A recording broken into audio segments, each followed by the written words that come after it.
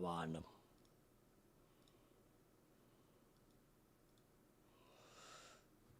Live. Hello, everybody. Welcome to this week's episode. And I am joined today with our friend Tim and Bot. Hello, guys. Hello. How are you both doing? Hello. I'm doing well. Nice. And you, Bot? Undecided yet. So, for any new people... Talk to me tomorrow. Any new people, how about you guys that's maybe like one little thing about yourselves that you wanted for someone to know you? One random. Yeah. I write comics. Wolf Hunter out Q4 this year. Good thing. I'm so really excited to read that. And I now can actually buy it. I have the means to buy it again. So I'm excited for that. And you, Bot? Let's see, I'm a streamer, currently actually in production of my own game right now, so amateur game developer, and then, been a huge fan of Marvel for many years. I mean, I didn't follow them for a while as closely as I like, but, these things happen, and just glad to be here. I'm happy you're here too, my friend. So today we are talking about Loki. So before we go to spoilers, since the whole conversation will really be spoilers, just simple question, did you like the show? And do you recommend it? Yes, and yes. Very much notable. Yep. Same here. All right. Non-spoilers out of the way. Now we're on spoilers. So, nice and simple and quick. Mm-hmm. So, as most people know, we normally go through per character type of thing. And I feel let's leave...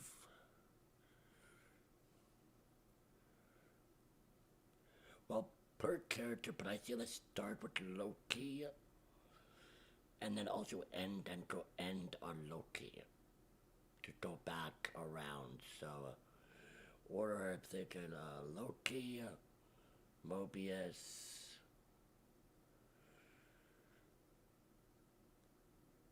I'm playing her name, not a woman, the head of Timekeeper Authority. Renslayer? Renslayer, yep. Yep. Then Sylvie, then maybe the agent that Sylvie turns, and then back to Loki. With a few other people sprinkled in there. So, what do you think of this version of Loki? And even just how we started with the show, which literally tied into a movie, tied into like two movies from a few years ago for Endgame, about 2 years ago for Endgame, and about 10 years ago for Avengers, almost. Yeah. So.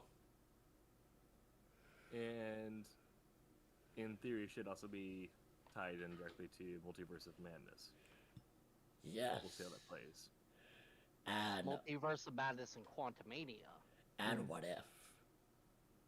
Yeah, well, what if I think is its own separate thing. I think it literally is a what if thing. It doesn't actually have any canon ties to the actual MCU that I'm aware of.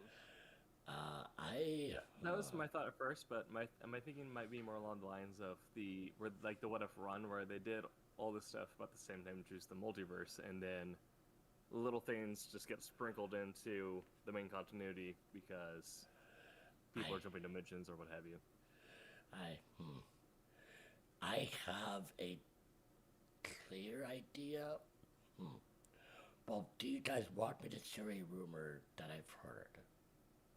I feel like that's kind of our whole shtick. Fair enough. Yeah, exactly. I Fair mean, enough. it's kind of just. So, I have heard a rumor that allegedly, Haley Atwell is going to be in Far From Home. Not Far From Home. Homecoming? Who? The new, what's the new Spider-Man film name? Far From Home. Or Far not From Home. Home. Not No Far Way From Home. No Way Home. Homecoming, Far From Home, No Way Home. Yeah. Right. No Way Home. She will be in No Way Home. Or I think you're in No Way Home. Or Multiverse of Madness. One of the two films. She is supposed to be there possibly as her What If character. As the alternate Peggy Carter. Yes. Yeah. Which, if that is true, then I'm thinking that the What If shows are actually directly tied into the MCU, even though they are animated. It's all just different timelines that popped up. From the finale. Yeah. Yeah. Which makes me kind of sad, in a sense that Chadwick died. Even more so because seeing him portray a different version of T'Challa through this idea would have been really fun. Yeah. I'm thinking. But it never will be. So. Well, and also, didn't they say they weren't recasting him anyways? No, of Yeah. course. Technically, we have not heard his last performance, which we will hear in a few weeks in What If. Yeah. But after that, there will be no more T'Challa. So. I mean, they could essentially recast him for What If, but I think that's as far as it would probably go. I agree, but they already got his work for What If. It was completed before. Oh, okay. Because you gotta remember all this stuff is definitely a year delayed. Yeah. This was all supposed to come out a year ago, including Loki. Doctor Strange was supposed to come out by now. Yep. So. Yeah, and it all got delayed because of COVID and Yep. other various annoyances. Yeah, the past few years have been weird, as we've talked about numerous times. So, but show opens up with the alternate Loki from Endgame being arrested.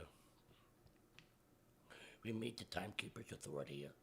Are any of you guys familiar with this group? Because I yeah. know nothing of them, really. The Time Variance Authority, a little bit. They didn't play as big a role in comics at this point, especially Mobius. It was more of like a lawyer type character. Huh. Right. Yeah. Yeah, but they did pop in every now and then. Is more so actually involved in keeping timelines in check was the Captain Britain Corps. But well, when we get to a specific character, the Time Variance Authority was sort of built up to match this other character's setup rather than being the traditional Time Variance Authority. I'm sorry if I got a few names a little boss lately. As I said earlier to you two, privately, it's really odd here. I've been quite tired. So I'm a little off, and I've also not watched the show in about a week and a half. Mm-hmm. So, yeah, I might need a little bit minutes. But I remember the show still pretty well. But, what about you, Bot? What did you think of the TVA?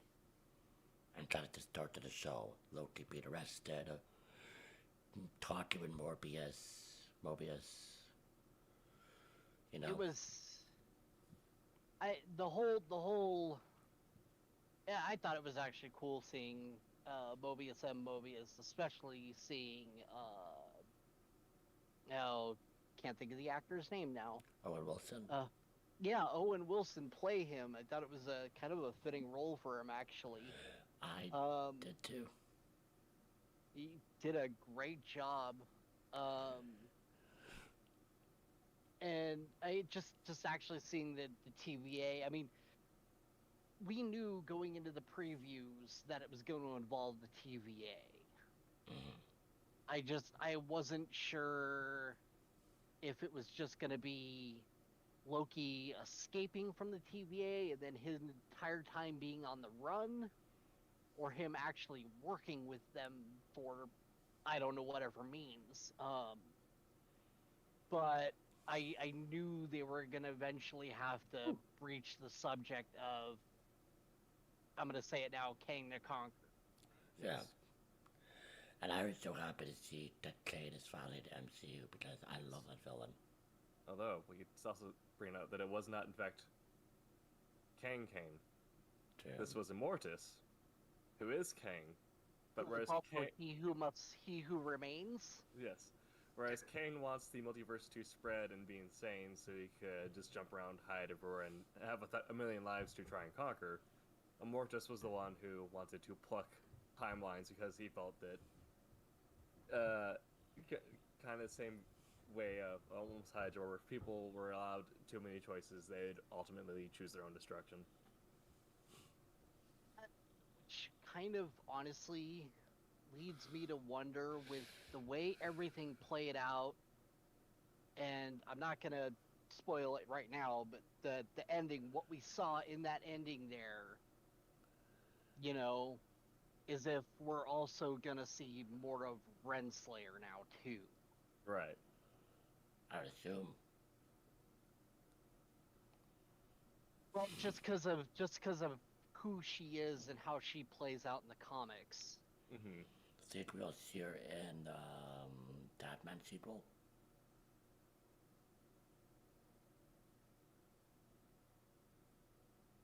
Kane is supposedly the villain for that, so Yeah, I think so. Which you might see Kane's seduction of Renslayer. I know we'll see Kang in there for sure, but Yeah. I'm not 100%. Well, and the only reason I'm not 100% sure about Renslayer is because, I mean, in the comics, it's portrayed one way, and what they've done with the show is completely counter to that, where Yes. Renslayer didn't even know who the head of the TVA was. So, um, I guess we know for a fact we're gonna see Kang for sure. absolutely. Yeah. As I mean, he's gonna be the freaking villain, you know. Hmm. As for Renslayer, I'm just not 100% sure. So I mean, so far they've done a great job of throwing me for a loop, anyways. So Yeah. Do you think we'll see her with the weird half visor helmet? probably not. Honestly, I mean, they've done a great job at already taking away the original comics or Mhm. the original outfits. Yeah. And I'm not saying that's a bad thing. They've actually done really Yeah. good Exactly. updating the Yes. outfits. So Yeah. I'd say probably not. I can't tell if I'm going to be disappointed or excited if Kane does not dress up in full purple and green with like blue face Well, paint. I don't know. It's going I to be want to see interesting that so because we bad. saw him on the statue, and on the Yeah. statue, he looked fairly similar to what he looked like. Yeah. So, I mean, granted, they didn't have it colorized, but Mhm. I mean, if they change Kang too much, I might have a problem with it because I mean, that's Same. for Kang, that's kind of an iconic thing there, you know. It's Yeah. a very iconic look in my mind for Marvel villains, Yeah. at least for me personally. But it is very Silver Age ridiculousness for it's like Right, but yeah. not as ridiculous as like Renflayer's was, or Yes. even Scarlet Witches from the comics. Like Yeah. but that but was nothing, but you know. also, Marvel is getting more, or Disney's getting more comfortable with some of their ridiculousness. You know, Obviously. Yeah. because of like the Scarlet Witch look in WandaVision. You know, I think their hand was a little forced on that, anyways. When Deadpool got brought into the mix, anyways. I mean, let's face it. they weren't gonna let Deadpool slide, especially not at PG-13, simply Of due to the course. fact that he made a boatload of money under rated R, and Yep. nobody's gonna want to see a PG-13 Deadpool because look at Once Upon a Deadpool, it didn't fare well, Yep. you know. Um, so I think they were forced to become more comfortable with these changes. Yeah, but even stuff like Rocket Raccoon before Hmm. Deadpool, or before they owned Deadpool, or at least, that still is also a form of ridiculousness. Yeah, he's just really yelly though. I mean, Yeah. with the hardcore skimpy outfit we would have seen out of something like Scarlet Witch or Sylvie for that matter, um, Hmm.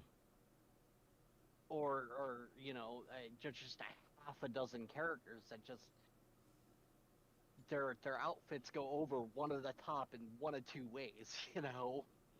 Uh, Hercules outfit. We did that, it's completely subtle.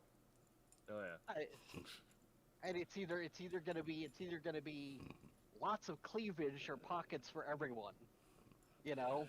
Or hairy Or man pouches. Utility chest. pouches for everyone. Yeah, exactly. Um, and I think Marvel Studios has actually done a good job at staying away from that. Agreed. No. I do agree with that. Um, but also, do you guys like Owen Wilson? Kind of to get us back on the path of, the show. Do you like him as an actor? Yeah. I think he definitely has like a specific role he fits, Agreed. but I feel like Mobius is one of those roles. I agree. I tend to think he's a bit more flexible than people realize, and like I know the Netflix movie he wasn't met with a lot of praise because everybody just sees him as this comic guy, this Yeah. comedian, But I mean, you got to remember one of his first early movies was Bottle Rocket, you know. Um, and I do think Owen Wilson is a great actor, even though his career's kind of been up and down. Mm-hmm. Um, he's been a little all over the place, but I'm glad they cast him as Mobius because anybody else, and I think it wouldn't have fit. I agree. And I've not seen, I think actually a lot of his work as much as what I did. And when I was younger, I really liked him. As he got older, as he not felt put off, but I don't know. I always felt there was a little too much similarities, at least from what I saw. But like I said, I don't think I've seen enough of his work. I'm now realizing. But I loved his performance in this. It was. There's no argument there. Yep. Anybody else with those lines talking to Loki would not have been able to deliver it in that way. And that was Absolutely. just that made it was not only forward but sarcastic, Yep. Yep. Hmm. Everything he said almost had this tinge of sarcasm to it. Yep. Yep. And yep. Why great. It's like, oh, you're a Loki? Well, that doesn't mean a damn thing to me. Hmm. So Like we. my favorite line was actually when he's talking about uh he's like, you literally stab people in the back. It's what you do. I won't do it again. He's kind of like, uh-huh. You know? Yeah. So That to me was absolute gold. So yeah, nobody else other than Owen Wilson could have done it. agreed. So so we follow Mobius and Loki. He kind of explains that they need help hunting another Loki, and it turns out to be Sylvie. What do you guys think of Sylvie? You like her? Yeah. I Uh, was I was actually confused as shit when Sylvie came along. I will admit it. Why? Curious. Well, because they kept referring to her as a Loki, Okay. right? But if you know Sylvie from the comics, Sylvie isn't a Loki. You know, she's Sylvie. Um, so I was kind of curious. I was like, which way are they going about this? Are they making her a Loki and naming her Sylvie? Is she gonna be Sylvie? And then they're just confused and don't know that Sylvie's not a Loki. What are they doing here? You know, and as the story progressed, I finally put it together. I was like, aha, you know. So it was interesting to say the least. But her as an actress for Sylvie, I and I'm just gonna say this now. There is not a person on that cast who they cast for that show anywhere ever that wasn't good. Yeah. Agreed. Yeah. I do agree with that. I love Sylvie. Yes. Yep. However, it was kind of funny coming into the show because, like Poocher said, in the comics, Sylvie is Loki's daughter. Essentially, yeah. Yeah. So the He created her. yeah. So getting your head around that, or trying to get my head on around that to accept the mild romance plot, I'm like, well, this is a little weird. That is strange. Right, and it was almost like, okay, this is self-serving, kind of like Loki would do, but Yeah. this is just too weird. I think that was my only issue with the whole thing.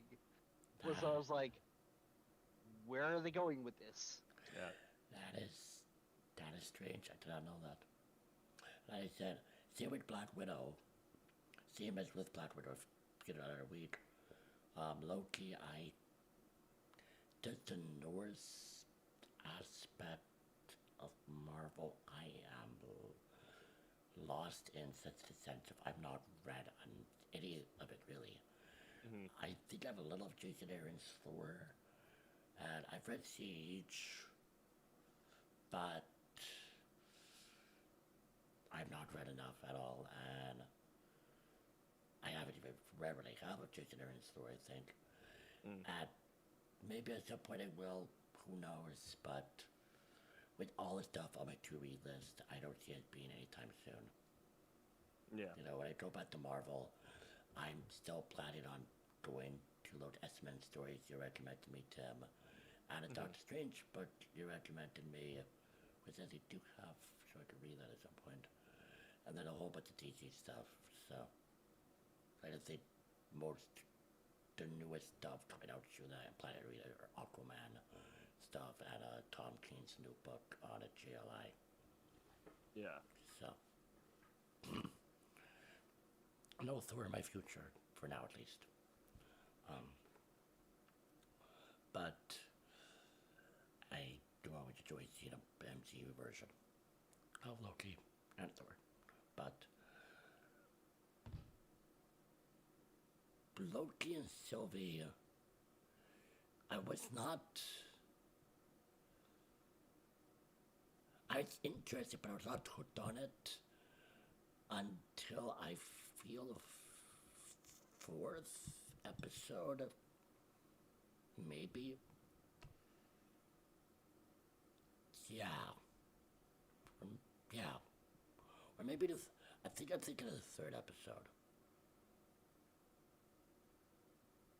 Yeah, the third episode, where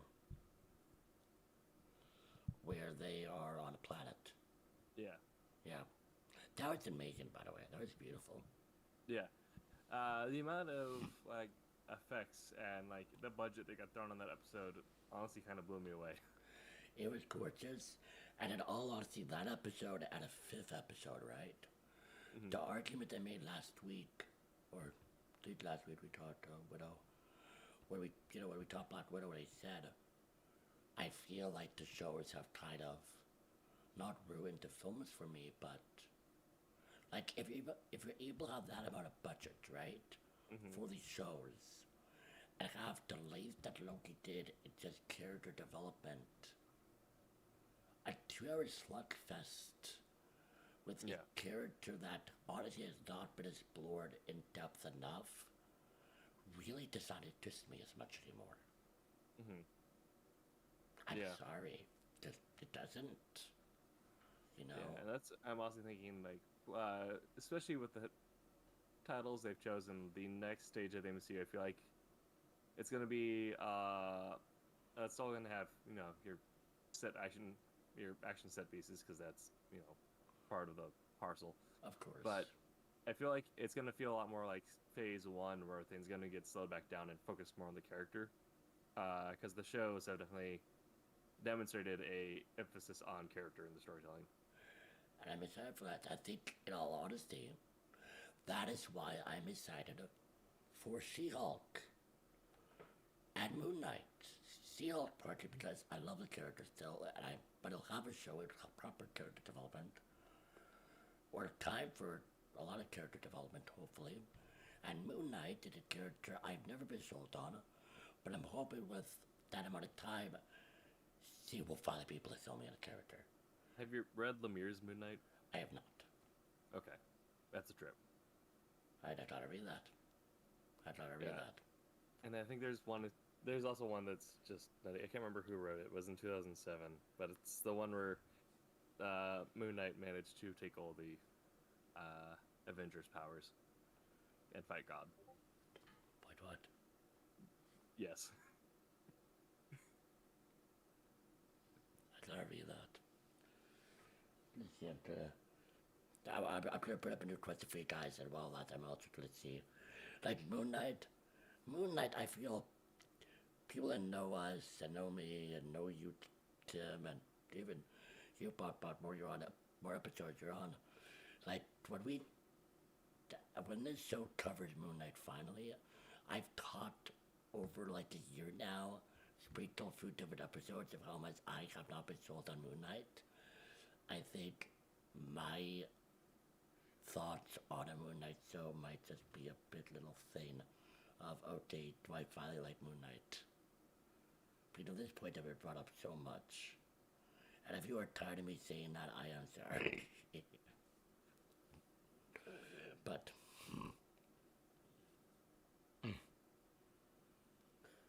yeah, I have 3 Moon Knight books. Yeah. But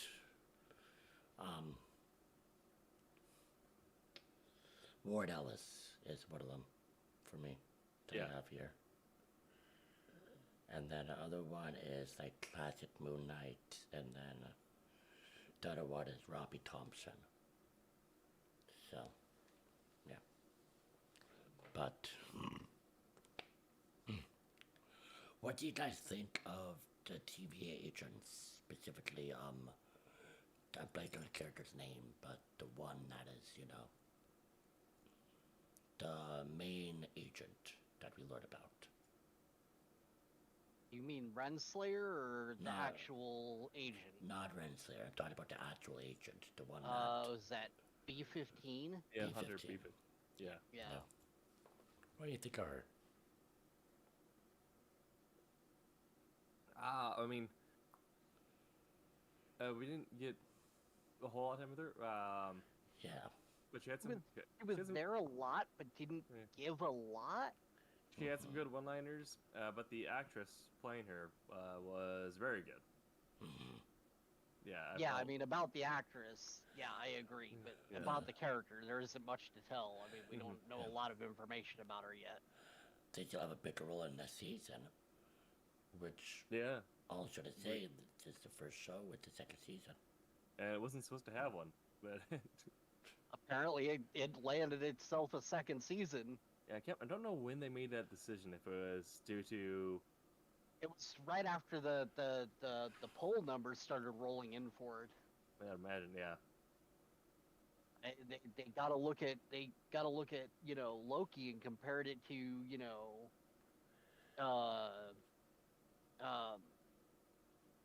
WandaVision. I mean, it hasn't.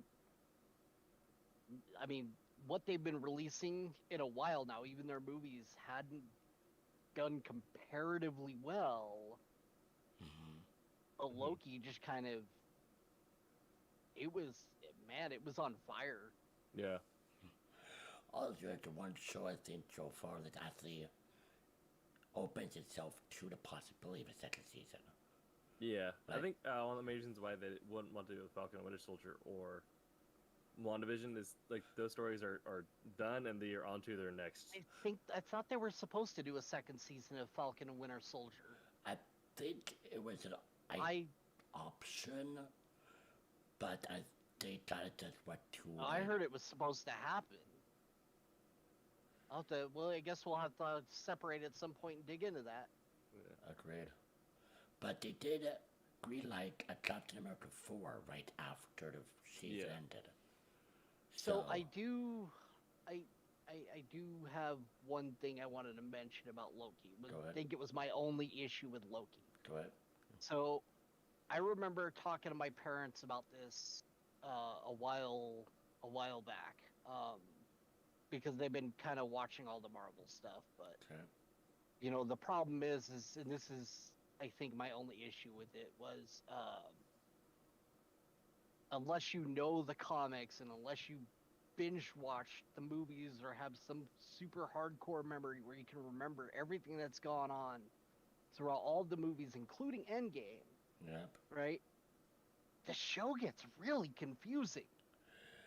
I don't disagree Yeah. with that. Um, So somebody just kind of watching it and they haven't been able to see all the movies yet, they're going to be like, what's going on here?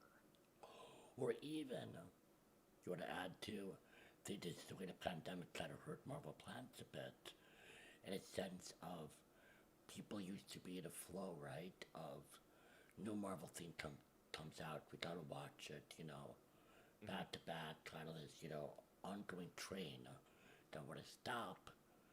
And then with this year of nothing, people were able to have a break, which is somewhat nice, but also that, mindset of remembering everything kind of vanished. So it's harder, I think, for even people who have seen everything to remember all the little details compared to Yeah. before. Right, and that's kind of where I was going. Is I think it just ended up confusing a lot of people too. I mean, I'm pretty sure there are enough people who grasped what was actually going on, but I do believe there was probably a number of people that were confused as all hell, and I'm Yeah. surprised they still stuck it through. And that's why I was kind of interested how, because I personally I loved Falcon and Winter Soldier, absolutely loved it, but somehow it didn't do good in the ratings as opposed to like Loki or WandaVision. And people tried to say it was getting stale, but I mean, you have to look at it with different eyes, I guess. Agreed. Like Falcon and Winter Soldier is a very much different show and a different style that Marvel usually goes for. At least Well, I MJ. was kind of gearing myself at least it had a flow. It wasn't confusing because Yeah. if you hadn't seen any of the other movies, Loki is confusing. Yeah. You can pretty much watch Falcon and Winter Soldier and be like, kind of piece it together. Yep. I'd say we're actually gonna talk about this the show we did Silverline. One of the reasons why Marvel has been able to stay around and stay in some aspect topical enough is the fact that it treats everything like a mythology, and for whatever reason, a lot of people's psyche is just drawn naturally to the idea of mythology. They want everything to have some level of connection, or they want to be able to trace these things back, so it feels like it's there was a deeper wisdom or an answer hidden somewhere. Admittedly, they do some of that wrong with their publishing schedule. It just kind of it's annoying with some things they do. But for whatever reason, we just have a natural inclination to like the idea of a grander mythology. So I think overall the reason why some of the shows have done as well is because people who follow it for the mythology aspect are getting that itch scratched. I agree with that. I know I'm one of them. Yep. You know, I remember even like when DC, you know, also Private Water, He is but nice also Carnage. Yeah. Carter's Cup from Loot Crate. They signed up for the movie too in a few weeks, I think. Oh, I forgot it's coming out soon. That's coming out really soon, and Yeah. Suicide Squad comes out next week. And it's already the highest rated movie out of any comic adaptation. Yep. Yep. I don't know. I don't know how that. I'm actually thinking I'll take, my dad and I were thinking we might take the boat out across to a different island and watch it at the theater there Okay. next weekend, which will be nice. So, I like how Brooke is now just living in Canadian Venice, where that travel over by boat or gondola.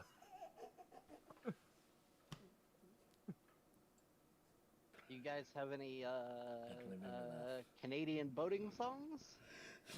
I will get back to you on that. Okay. Oh, there was actually one. Was it Dawson's Dock? That really made me laugh. Like, that was really funny. Oh, boy. But you know, you're right. You're right. People like the continuity and the flow and the connection that everything has. They do. And I agree, but I have to disagree a little bit here too. Okay, and it's because of that connection, right? Whereas everything else up to this point has been connected, but not so deeply integrated that it gets lost in its own thing. Yeah. You know, Like, and that to me was the problem with Loki, is it did manage to get lost in its own thing. Like- And it's not a bad thing, but again, if you miss even one of the movies, you're kind of lost in the dark, because they hint on so many different things throughout most of the, not just Endgame, not just they touch on all different kinds. They touch on Thor: The Dark World. They yeah. 'cause this timeline Loki doesn't know his mother died. Not to break away with something, but I just got a notification popped up. What And happened? this is the first time I'm hearing of this, but apparently it's been like talked about for a couple months though. Okay. Apparently, a Wolverine versus Hulk movie is in production. Wait, what? I don't know how that would work out. And it's gonna be based on one of their brawls in like middle of nowhere Canada. But no word if it's Hugh Jackman, but apparently it is Mark Ruffalo. Actually, apparently they've been trying to pull on Hugh Jackman for a while now. Yeah. Because I know It's- him and Ryan Reynolds also have a really close relationship, and Ryan Reynolds has been trying to pull him in for some time now. According to someone who's been on set, it will comprise of Wolverine's Alpha Flight Squad. Really? So wait. Are you telling me that Marvel just confirmed Alpha Flight and Wolverine in turn mutants for a film? But like not for, it's like pre-production, so not for some time now. But they may not have Alpha Flight though. They may just be talking about his days with Alpha Flight and may just hint Yeah. at Alpha Flight. They may not actually include Alpha Flight. I think. And also the That's if you big guys remember news. Epic Mealtime, Harley Morgenstein now is essentially just a Marvel commentator on the internet. It's kind of hilarious. Awesome. That is big news, though. Yeah, it's still pretty good news, but We'll have to see if it's like it gets like confirmed. yeah, Alright. right. That's what I'm True. curious about. Yeah. But if it is the thing, and the information is correct, holy tits! How long do you think But until that? I mean, where are they gonna fit that in? I guess though. Well, I'm guessing it'd be several phases out, well, a couple.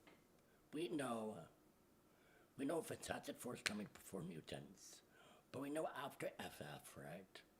Mhm. I think we'll have mutants within 5 years. Yeah. So, the, you have to remember also, most of the stuff we know now, right, are not films.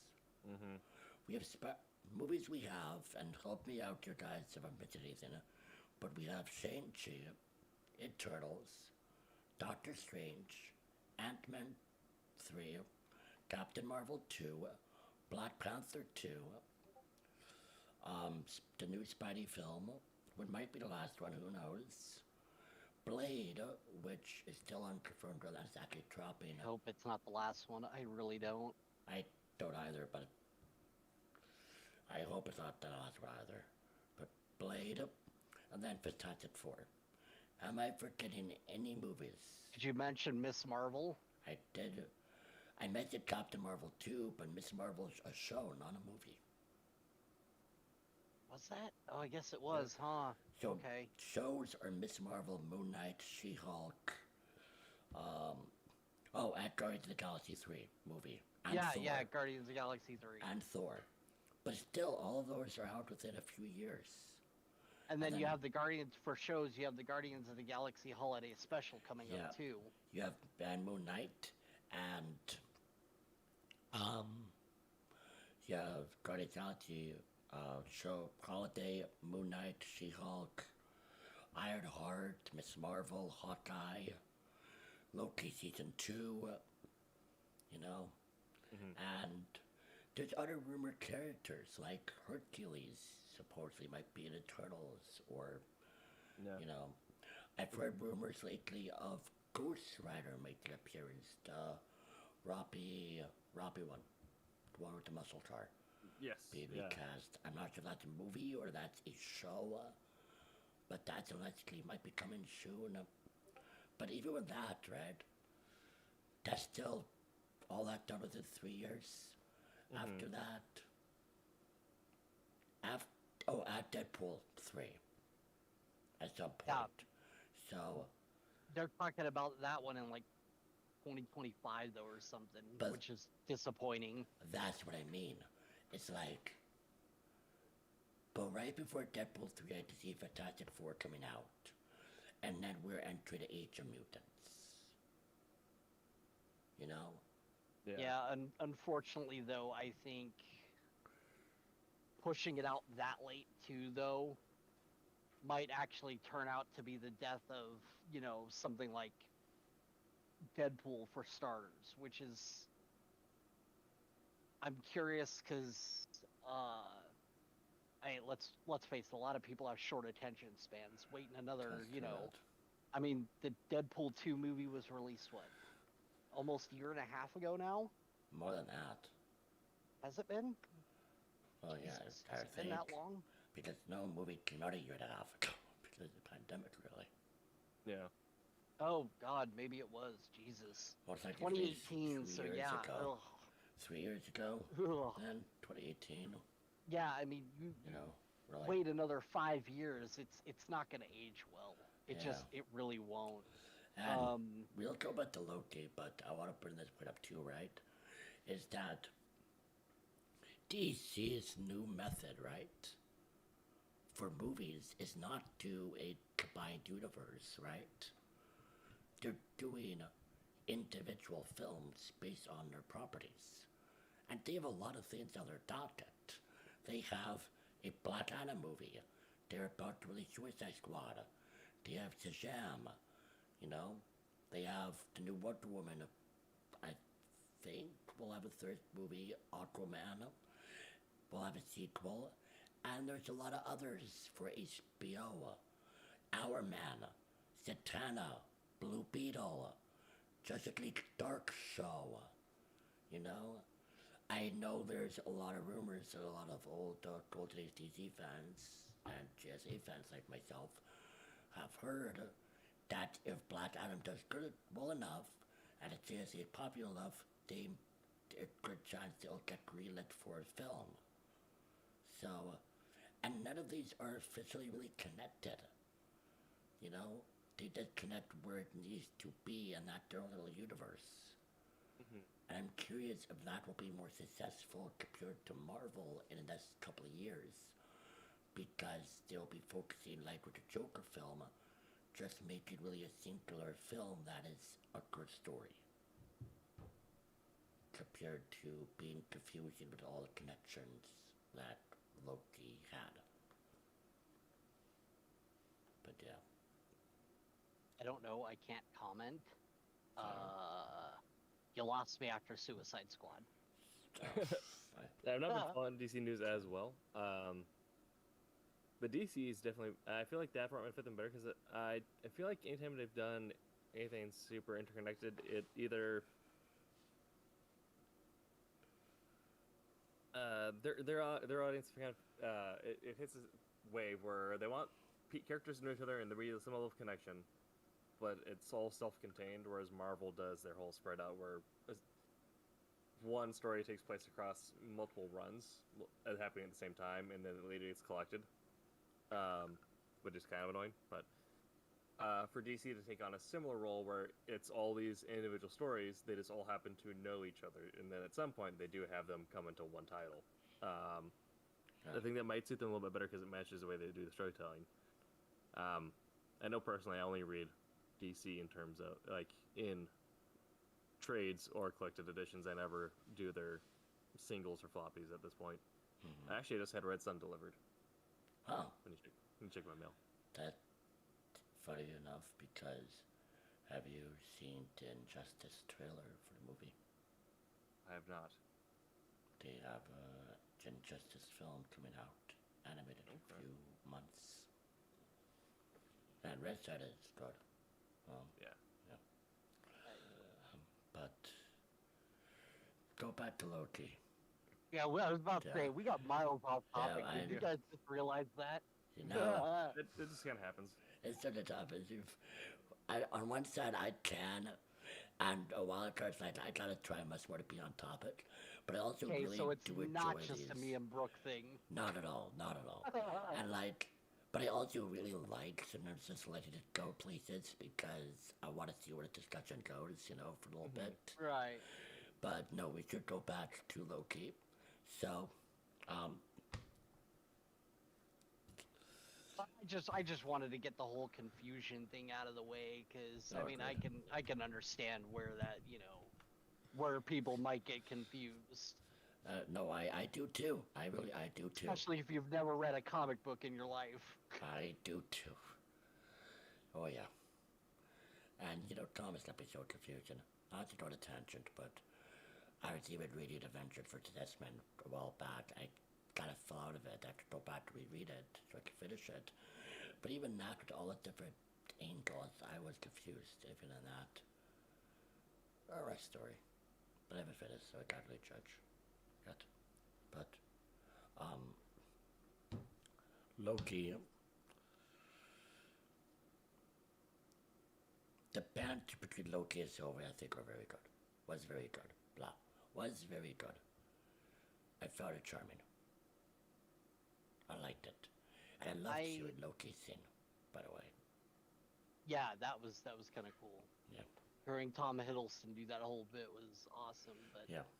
I don't know, and maybe one of you guys can explain it to me, but the only issue I had with the whole show was that little almost love scene they had sitting on the collapsing planet. I can't think of the name of it right now. Yeah, Anyways, the only issue I had with that, right, is how do I word this?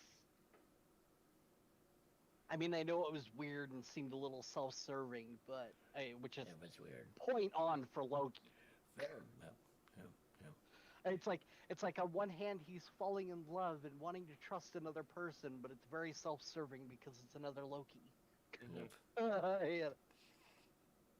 Which brings back the whole irony at the end, because he's wanting to trust somebody, but Lokis are known for stabbing people in the back, including other Lokis. I mean, he should have seen that one coming, but hey.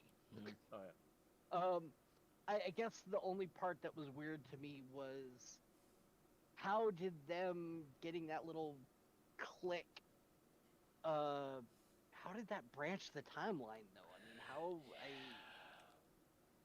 I mean, so here's the thing. They earlier on in the show, they said there was no way to cause the branch to timeline in those, I can't think of what the event is called.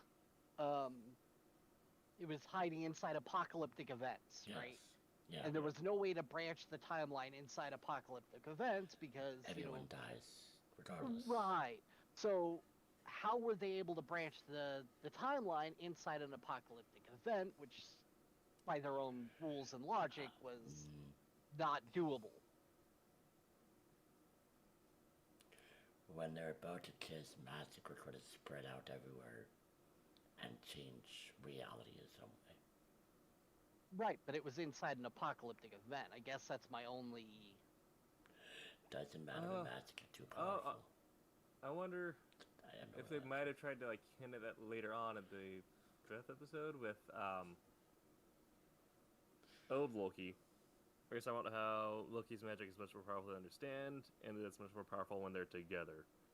If they would have unleashed some sort of weird magical whatever, that would have actually saved the planet.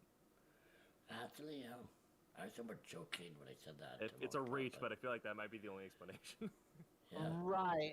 I mean, I could see where you're going with that there, but you see what I'm saying, right? Yeah. How No, it kind of doesn't. It kind of pokes a hole in their own. it's very murky. Well, I mean, let's stop right there about murky. I mean, Marvel time travel is murky to begin with. There's no That's continuity true, with that's- Marvel time travel. So I was willing to sort of accept it there, but it just seems like, that's not time travel. That's just breaking the timeline. So I really don't have a clear answer. I'll take what Tim sorry has about said. that. I just, Hey, no, don't apologize, man. It's a good question. If anyone has any ideas, feel free to comment. But I'm not sure. It's very unclear. let the paradox ending events ensue. Yeah, it's very unclear. What a well. I just. I think maybe because I talked to Rivers Blue a few days ago, I just have to saw the power of love.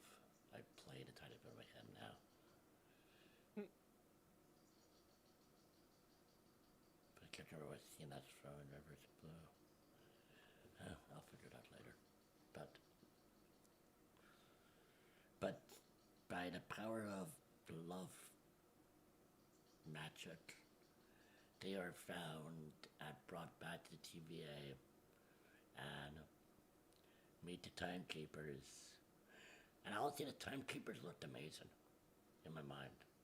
I was surprised that they looked as alien and good as they did. Yeah.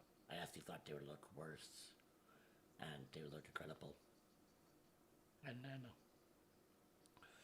they go to the void. Kind of skip a little bit here, but I also would have time for speculation and stuff. Oh, but they go to the void. And what do you guys think of our 3 Lokis? Or 4 Lokis, I guess, if you count politician Loki. But you have Thor Loki, you have, or 5 Lokis, I guess. You have politician Loki, which I don't really count. Then you have Old Man Loki, Thor Loki, Kid Loki, and Alligator Loki. Or I was Crocodile actually, I was actually for about 5 seconds there, was actually more hooked on seeing Throg, Yeah. yeah, which I saw means that. he's canon. I saw that. Yeah. I'm gonna bring that up too. And voiced by Chris Hemsworth too. Which means he's canon. Yep. And I was just like, wait, what? Was that Throg? I actually had to rewind it to look. Yep, I noticed. Which means at some point, do we get Beta Ray Bill? Well, they already hinted at Beta Ray Bill too, though, Yeah. because you saw him on the statue on the tower. Yeah. Yep. I would love to see a Beta Ray Bill. So they Yeah. better give us Beta Ray Bill and Throg. Well, I did see Beta Ray Bill in all honesty in this movie. Yeah. If you do a sci-fi, space thriller or Hmm. space adventure with Thor, I mean, they've already That- done that, and there's already hints that Thor is going to be joining Guardians of the Galaxy. So, I mean, they hinted at it pretty hard. we also still need Adam Warlock, but Yes. yeah, I still want to see Quasar, but that is me. Um, but what do you guys think of the alternate Lokis? Okay, Uh, Kid, but- Kid Loki was actually entertaining as hell. Yeah, Yeah. I agree. And then I loved who they got to play classic Loki. Mhm. Yeah, Yeah, it was just, oh man, he was my favorite. that was like the perfect fit. The casting And- in this was incredible, like you said. Oh Yeah. yeah, it was hands down one of the most amazing cast picks I've ever seen them do so far.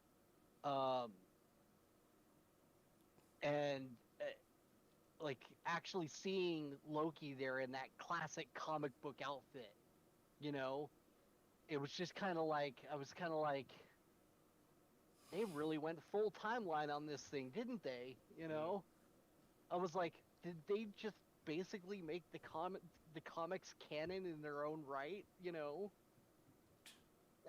To the MCU, because seeing him in that outfit really kind of just, again, it blew my mind. I was just like, the other Lokis I wasn't sure what to think of. Maybe I know Kid Loki's in the comics too, but Yeah.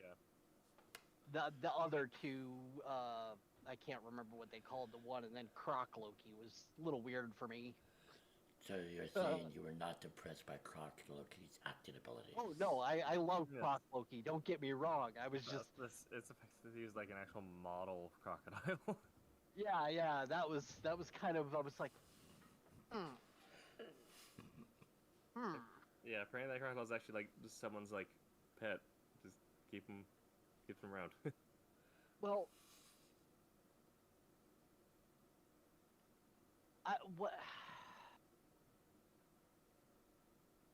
Kid Loki in the comics, though, if I remember, he didn't actually kill Thor.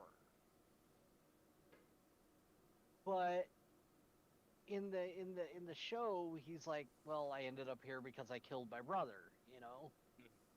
I was like, so is this Kid Loki from the comics, or is this an entirely different Kid Loki? Is there more than one Kid Loki I need to know about here?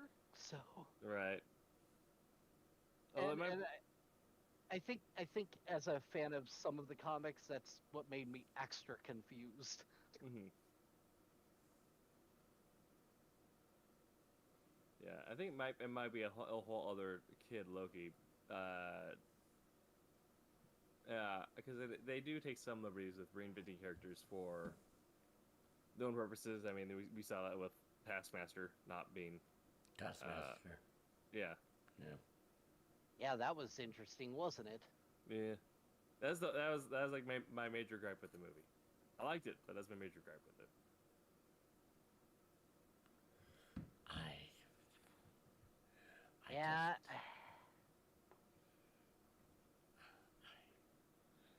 for me, my favorite is still classic Loki. Yeah, Seriously. Classic Loki was really good. Yeah, But you didn't mention political Loki, by the way. yeah. Or I mean, politician Loki. I mean, sorry. Yeah. Again, I think he's just there too. I don't think he was. I mean, he was there so that way if you read that comic, you're like, hey, I know where that costume's from. Yeah. Yeah, exactly. I think that was it. I think it was just meant as kind of like a tip of the hat. I don't think He was really a he character. was supposed to be anything truly quote unquote canon. Hmm. Great. Fair enough. I do agree with that.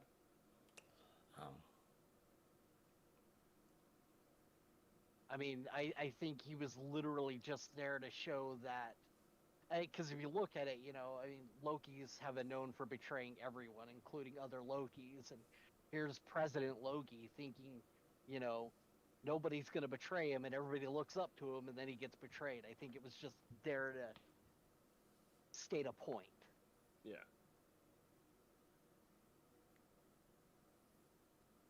I mean, they could have gone around any way of doing that, but to add in that little nod it was perfect. Great. Uh, hmm. Huh. I just I feel like I missed a territory where I was naming people off.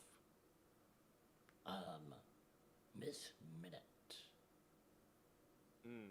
might be actually a good one because, Loki is kind of with the Lokis trying to find a way to escape. Sylvie, goes into see to finish the job after learning about kind of the end of Time Realm. And Mobius saves her. Also, that scene of Mobius being, killed, I really loved, in all honesty. A lot. And, as well as a torture scene with, Loki. And having Sif make an appearance was a surprise. Yeah. Which I'm realizing I think they're going to do a special guest. Glad they brought back Sif. Me too.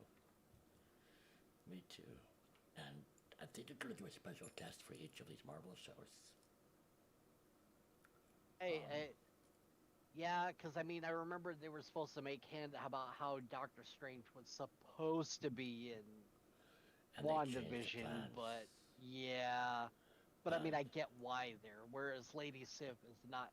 Let's be obvious, plain and simple here.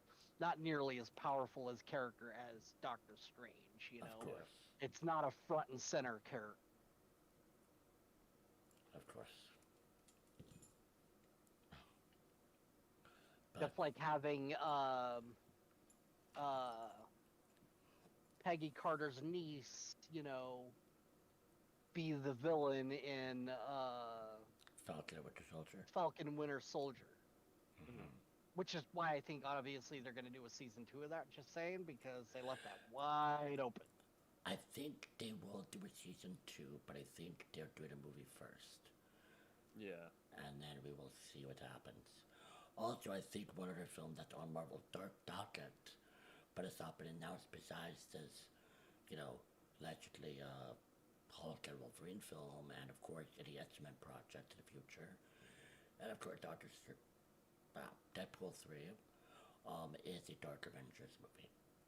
Yeah. I think that is coming. There's too many clues to it to deny that. Yeah. And I think a Young Avengers movie will come sometime soon as well. Mm-hmm. Both of those, they're planting the seeds for both of those teams. Especially if No Way Home, because it's supposed to be. I think they say that it's going to feature the Sinister Six, which would include good old Normie. That'd be nice. So that would also set up Osborn to take over the Dark Avengers. What if William Dafoe is our Norman Osborn? I would die. I would love it so much. I think they already said. That was the only thing that made that Spider-Man film series good, was him. Exactly. Like Willem Dafoe. Hey, the Dr. Octopus guy. Nope. Actually, yes. Alfred Molina is supposed to be coming back. Okay, he did do a good Doc Ock. I will be fair there. But, like, the Spider-Man films on a whole were not good. Good. Nah. Tobey Maguire was too old. It was not done right. It was just, there was just a lot of problems with it. So you were telling They were me... not good. You were telling me... Such hit lines as pizza time. Right, So- right. And then even Dorman's son, the kid that plays him, I like him as an actor. James Franco? Yeah, James Franco. Love James Franco as an actor. In that movie, not so much. Yeah, agreed. So wait, To be clear with both of you, the whole emo Peter Parker dancing did not win you guys over. No, but it is a great meme. Well, considering Peter Parker was rarely like that to begin with, you know, I I really tried to give it its due. You know what? I really tried, Yeah. No, I but hear I ya. just I couldn't. I couldn't, and I was sad and depressed, especially when they decided to do a third freaking film. Can you guess what my favorite character of the third movie is? I'm curious. Venom? No. And not that I Who? love the character, but out of all of them, I think Sandman was the best. Not that he was great, but he was at least. There's somewhat slightly interesting there that could Yeah. have been great. I don't think the actor I did a I really I horrible thought thing that part, though. I thought the actor was a bit dry. I'll be honest. It I, just it I it do looked like agree. Sandman. It didn't feel like Sandman. You I, know. I fully agree the actor was dry, but I also feel like I don't hate the performance in any way. It was very dry. But Mhm. you know, that I character didn't maybe. hate his personal performance, but the rest of the film and him not being Sandman No, agree. kind of just ruined the whole freaking movie for me. Agree. Like 3 was just out and out terrible. Um, did you hear about the Spider-Man 4 concept? If it's got Tobey Maguire in it, I don't want to know about it. All right, Oh, now I mean, mention it. Yeah, I mean, yo, even the other kid who played Spider-Man was slightly more passable than Tobey Maguire. I Yeah. like Andrew Garfield actually a lot as an actor. yes. Better kid. I think Honestly, if they'd done it as Parker Industry Spider-Man, I think Andrew Garfield would have been great for that. If Yeah. they're doing it, right. yeah, where he's like Spider-Man's in like his late 20s, But he's the fact settled that they're down. doing teenage Parker, you know, he wasn't right for the role. But the romance was better, I Mhm. think. I Well, it had Emma actually, Stone, so everything's better with Emma Stone. right, that is true. But they actually had chemistry. And the new Spider-Man, and here's where I'm torn. I still wasn't 100% sure on the direction they were taking with MJ. Hmm. That was a little off and weird to me. But I did enjoy it. I'm not saying I didn't. I just expected, you know, their bond, and the fact that she was related to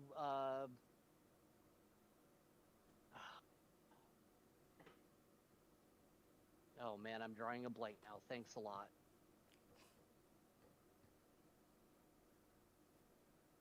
Um, her father. Come on, give me the name. Work with me here. Trying to remember who her father is. Uh, What's that? I'll check this.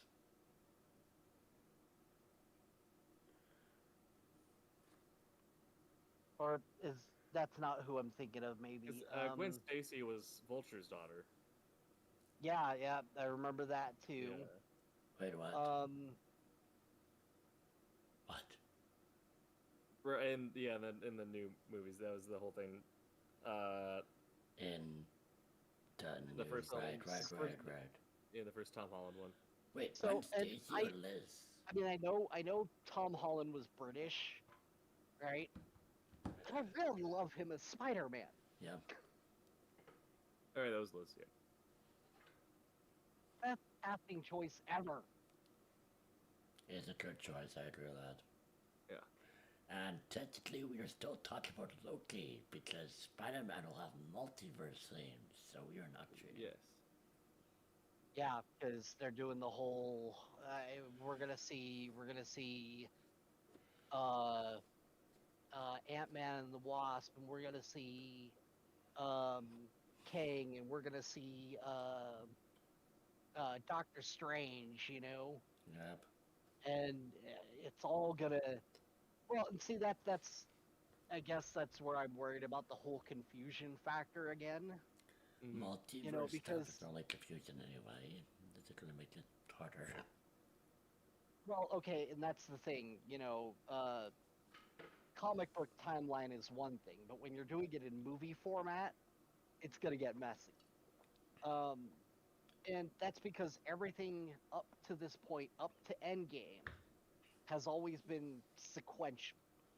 Yes. You know, and now you're going to be doing all these things where you're releasing these movies sequentially, but they all interlock. You know, and I think that's where it's going to get. You know, That red. because now you're going to have to go back and you're like, okay, well, I have to rewatch this one so I can go watch the new one that comes out tomorrow. That I'm saying, I'm curious if DC will be more successful in the next couple of years because you have all these things like, as I said, Suicide Squad, Satana, Our Man, Black Adam. There's like a Booster Gold, a Blue Beetle movie in development. Mhm. You know, that and none of these things sound to be really connected, where you have to watch everything to follow the storyline. They're separate universes, they're separate Earths. The Green Lantern show will be a separate Earth. But see, Star. I think that's why um, the MCU is successful because it is all connected. It's Yeah. not just hints; it is connected. And he's right. He's right. People are going to be like, well, what's next? You know? Whereas, you know, with DC, with the way they're going about it, you can pick and choose your characters. It's like, oh, well, I don't want to see that movie because it's got so and so in it, and he's lame or she's lame, you know? Whereas Marvel, you can't do that. You can't really do that. And it forces you to remain ingrained into every one of the films. And that's why I think Marvel's been successful to this For point. example, if Marvel did not have this format, who would watch Shang-Chi? Not to be rude about Shang-Chi, Uh, and not that I I don't I like was thinking, Shang-Chi, but I actually would watch that still, and I'm excited for that. But I guarantee there would be people who are not watched that movie or not so connected to the Marvel Universe. I might take a little flack from Aggro for this, Don't worry, and it's let's okay, hear this one. Aggro. I'll take it like a man. Boy. But is it wrong of me that I'm more interested in Shang-Chi than the Eternals? Honestly, I don't think so. I'm the same at this point, just because Really? I do love the Eternals, but I don't know if we're gonna have the Thanos tie-in, Right, especially. and that's the only thing that made the Eternals good. Well, I like the Eternals because it's Greek politicking. It's all about like we in theory can't die, but we keep on killing each other, and we figure out who is murdering each other. Well, and then again, But you have Thanos in there, and everybody yeah, loves Thanos. yeah. But I think as we get closer, if we see more of what's actually happening to it, because I don't know if we even have our big bad for Eternals confirmed. Yeah, they Um, did confirm it. yeah, They already sneak peeked it. yeah. But with Shang-Chi, we're getting the retcon of Mandarin, which I think is well over time. We're Uh, getting the real Mandarin, not yeah, the weird one from Iron Man 3. yeah. Yeah. I love Ben Kingsley, but that was weird. I love Ben Kingsley too, but yeah, that was weird. I think I'm excited because it isn't just going to be dudes in capes. They're doing it. Well, it looks like they're doing it as a martial arts film with superheroes. Same reason why I liked Doctor Strange and Logan so much. It was like it's a psychedelic thriller with superheroes, or it's a western with superheroes. Yeah, So, yeah. so I'm hoping as we get more into Eternals, if they're like it's a political drama with heroes, then I'd be stoked for it. But it'll be interesting. Okay, so I was going through, and I don't know if this is right, but I googled Guardians of the Galaxy 3 earlier because I know they're supposedly supposed to have some quantum universe time tie in here too. At least that's what I heard, but I don't know if it's true. But I just see that. I haven't thought of it, but um, I just see that. well, Let me pull it back up here.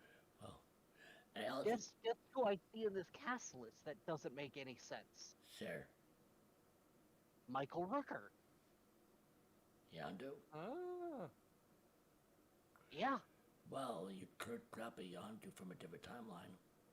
I wonder if it's gonna be Old Guardians Yondu though. I don't know, but I was like, Michael Rooker. I was so heartbroken when Yondu died. Like, Well, I was sad as hell. I really liked Yondu, and that's because I really freaking like Michael Rooker. in all Yeah. honesty, you could do something. I guess I'm gonna say to do something kind of like the Justice Comics did, right? Where I guess spoilers for a comic that is over 5 years old or something now, but whatever.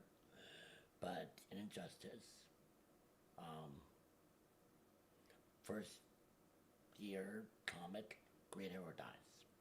Superman kills him, etc. Black Widow, Black Canary supposedly also dies later on, but the solution they kind of made is, okay, you cannot. I healed you.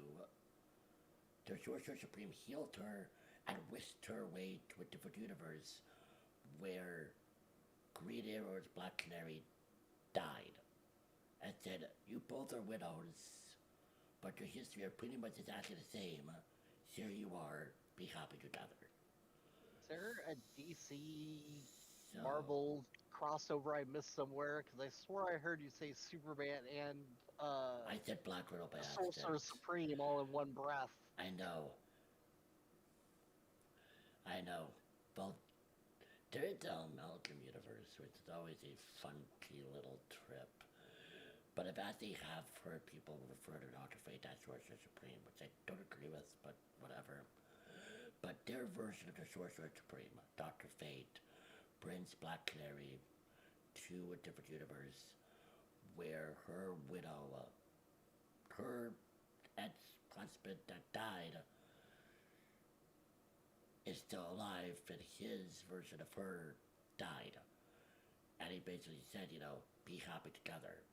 So I'm curious if Guardians will kind of, even if they have this kind of, different universe, characters, whatnot, if Star-Lord will look for a version of Gamora that matches his old one. And kind of can just continue where you left off. Didn't he already find it? I mean, Well- she came back through time. Well, Or she went forward through time, rather, but you know. kind of, but that version of Gamora did not have any of the history that he had with her. Yeah. So, I still think that would be hard to do, though, and I mean, I'm sure they'll figure a way around that. They always do. I mean, fair enough. it's basically Back to the Future time travel logic. So At this point, which funny enough, Endgame kind of harked on for that.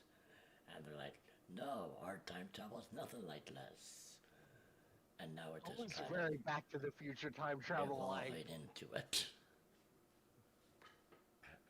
It was just like, Also, I just had a crazy idea, and then I see we should finish Loki up at the top Marvel Universe for the next like 20 minutes. Imagine if Deadpool 3 is just really Deadpool doing a road trip around the multiverse and finds a version of Thanos that is in love with death. And there's a scene Well- where he fights for Lady Death. yeah, apparently one of the rumors was supposed to be Deadpool, like, and this is rumor, of course, it's Ryan Reynolds, and he can't take anything he says at face value, like, ever. Of course. But he was like, yeah, it might just be a lot of fun to make it so, like, we could do, like, a Deadpool thing where he's trying to figure out what he did during the snap because he's blaming himself, and it would just be kind of a perfect time to kill off all the old Fox X-Men, you know? And I'm like, okay, Ryan Reynolds, you have a knack for intentionally spoiling things. And I know you guys didn't go into this thing without already a written script. So And you guys have proven that already multiple times. are you saying that Ryan Reynolds is supposedly hinting that Deadpool 3 is that Deadpool kills the Marvel Universe? I don't know, and that's That what would be scares hilarious. me a That'd be little bit. great. That's what scares me a little bit because that is one of my all-time favorite. I mean, I know it's non-canon to the actual Marvel comics, Well, it's a different reality, but but yeah.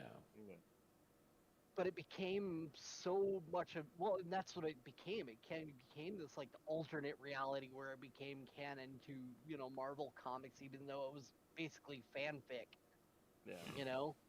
Um, and I'm like, I are you leaking something here, or are you just yanking our trolling. chain? Yeah, are you trolling us? I mean, and with Ryan Reynolds, because he does, even when he's out of costume, feel like Deadpool. You have no damn clue. Mm-hmm. You know, and I'm just like, where are you going with this, Mr. Reynolds? Give us a you can't tease us like that and not give us a clue. I mean, you obviously leaked Deadpool. I mean, as much as you say it wasn't, you're 70% sure it wasn't you. So I, you know, Deadpool I kills the think I Marvel think the Universe. entire Marvel history right now is up in the air. I don't think they have Yeah. any clue what's going on. Well, alright, let's go try to go back to Loki just so we can wrap up the show. Oh You yeah, know, we keep doing that, don't we? keep on, yeah. I think it's just because, but out of all the episodes, this is kind of the best one for this type of, going all over the place because it's the nature of the show. And we're talking Mm-hmm. multiverse, and we're talking ideas, and the show inspires these, conversations. Well, and I think it'll be interesting to see, anyways, because I mean we know at least I believe, like if you watch, when Ant-Man was stuck in the quantum realm there, I swore you end up seeing Kang's fortress back there. I remember hearing that, and Huh? I remember seeing that.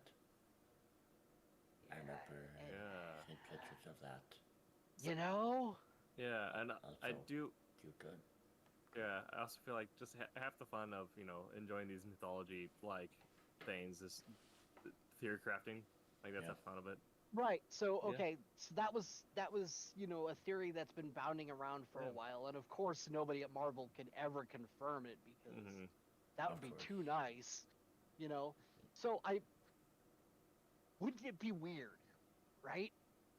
Is while Sylvie and Loki are sitting there talking to Kang, not Kang, Immortus. Yeah. right? No, that's Yeah, he who must not be named, Immortus, Kang, whatever. It's all the same Yeah. guy. At least Yes. in MCU. It's not in comics, but it's Yeah. fine. Um, again, confusing. It's Yeah. fine. Well, technically in the Well, comics they're considered reincarnations, even though it's different timelines. right, but that I Yeah. mean, you see where Yeah. I'm going with this, right? Yeah. Confusing. Mhm.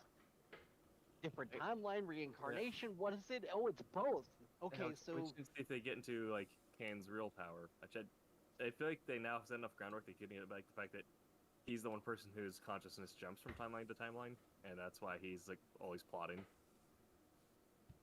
so here's my theory, okay? Okay. And this is gonna get messy, so bear with me, okay? Since technically the timeline broke at Endgame, but before Endgame, because they had to go hopping around like that, and they lost Loki, Mm-hmm. right? So I wonder, and this has always been kind of weird. What if, while Sylvie and Loki were sitting there talking to Immortus, Kang, not Kang, No. he who must not be named, uh, yes, I'm gonna keep doing that, by the way. If uh, Ant-Man was outside, floating and seeing the castle, Just watching it all happen. yeah, think about that for a moment. That'd be amazing. Well, Because you got to remember the quantum realm is all timelines and no timelines all at the same time. mm-hmm.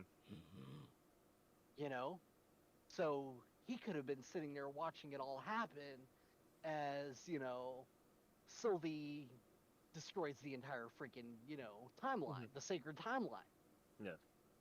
Speaking of alternate timelines and Ant-Man, Mm, do we think that during What If, we will see the realization of the anus theory? Oh God! tell me what that is. I'm not Please familiar. no. Instead of Tony snatching up the glove, Ant-Man would just shrink down, crawl in Thanos' butt, and then enlarge himself. Oh my god. So the only problem I have with that theory, right, is you're talking a guy who's, what is he, power 100, hmm right? I mean, by that logic, if the strength on the outside is the same as the strength on the inside, right? Wouldn't Ant-Man just essentially just rupture himself doing that? You might, but well, I mean, it's the one universe where Thanos has a weak intestinal wall. Right, right. You know, It's the But- timeline where everything works perfectly. right, right. But wouldn't that make two timelines? Because the only timeline that worked perfectly, according to Doctor Strange, was the one where Cody did But that right was there. before. Tony Stark gets the gauntlet and dies. But that was before, technically, The timeline broke Immortus off. had died and created the other timelines allow But to exist. was it before or after, or all during at the same time? Because Immortus was living inside the quantum realm. Mm, Yeah, It was that just got confusing. yeah. it was Oh. before because he did that. He would add the different timelines or different possibilities before they triggered the Loki Right, but event. if the TVA and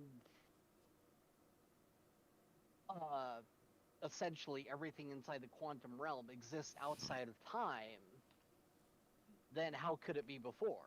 That's my only thought. I mean, they have to legitimately pick out a point in time to decide when these events happens, and they That's didn't true. do that. Yeah. Hmm. So at what point are the which is why I got thinking overly hard on Yeah. that, you Wasn't know. also technically the lighthouse is at the end of time, but it's at the end of the chosen time stream. Right, exactly. Yeah. And which time stream is that? You know? And you know, if there's all these different, you know, that's where it kind of gets messy. You know, which leads me to wonder if Ant-Man's outside watching this all happen and has no clue of it happening. You know, not just that man, right? Hmm. There's Huh? one more person there. I see two more people there. There was only one. That would have been No. Hank Pym's wife. Well, yeah, Janet, Van Dyne, but also Yellow Jacket. Was he actually sent into the quantum realm, or was he just killed? Oh yeah, because He they was. they took his inhibitor, so he just went into the quantum realm. Yeah. Oh God, Plus, yeah. you also see his helmet, That means we're gonna see him again too. and that has also been confirmed. Yeah. And you see his helmet in Loki actually lying on the ground. So there were 3 Mhm. people in there. And you also see the Thanos chopper, Yes. which is great. The Thanos chopper was at the world at the end of time, though. Not. Yeah, I know, Yeah. but that's just a fun little nod. Yeah. That's Yeah. fun. So, Well, But you no. also saw Kang Tower. yeah, You know, the tower Tony Stark sold to human Kang. actually, you actually have 4 people. You also have Hank Pym, because he went in to save his wife. Did he? I don't remember did. that. He did. And actually, did you see his wife and him together, and they're like with the Bill Castle in the background. So you have Scott, Yellow Jacket, Janet, and Hank, all there. Oh, Marvel, you that got could some watch explaining this. to do. I have no idea what's going on, but they're all Yeah. there. I wonder if that also exposure, kind of like Loki's exposure being at the end of time when the timeline shifts, would be enough to keep them like themselves carried over. So they're gonna go look, they're do one thing, look back in New York, and suddenly there is Kang Tower. Like, what? Yeah, that was interesting to see too. Which means even before Sylvie killed Kang, Kang was already there. Mm-hmm. Which again, Yeah. which my theory I think is starting to fold in on itself. Yeah, it'll be interesting to see if they go with the Kang that was the evil one, was the one who was on 616 the entire time, like Nathaniel Richards. Alright, let's just. I'm just gonna. Let's just wrap up the last episode, and then I have like a few extra little questions because we're really just having fun talking about the series. So, what do you guys think of the ending? Sylvie betraying Loki, him coming back to the TVA and finding it's not the one he used to, and kind of Morbius's final confrontation. Honestly, the only part I was shocked by was Mobius not recognizing Loki because Loki got tossed into a new timeline. I think that's the only part that shocked me. Yeah, Sylvie betraying him, I saw coming a mile away. Yes, but I did like the way they did it, though. Same. They did do it well because Loki learned a lesson, but you know, since Sylvie wasn't privy to all that, all that knowledge that Loki absorbed by watching those home videos, Yeah. I'm gonna call them for what they were. They were home videos. Since Sylvie wasn't privy to all that information, she wasn't able to grow as a person the way Loki did. So as much as they tried to make it unpredictable, it was obvious. It had to happen.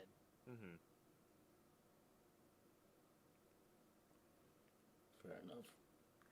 I was a little surprised, but I do agree with you. It was also not surprising and predictable. But I am excited for this season. And let's just go back to us, do you guys think we'll see evil Reed Richards? The Maker? I would. 4 years ago, I would have said no. Now, with how important he is, it's a strong maybe. Is he in the Maker? The guy who created the evil Reed Richards, who created the city in the alternate timeline.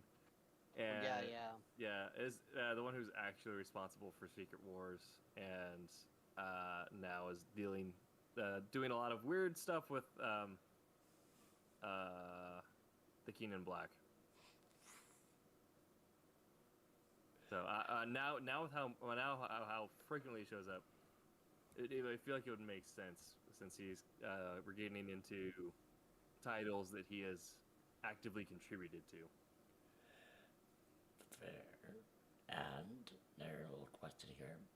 What do you guys think of the fact that the Loki show has somewhat, but not fully, but somewhat negated the House of W theory? Yeah. So, as much as I wanted the House of W, for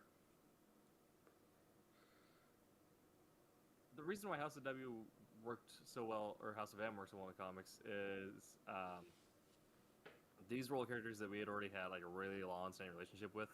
I was confused about the whole House of W thing. I'm like, what?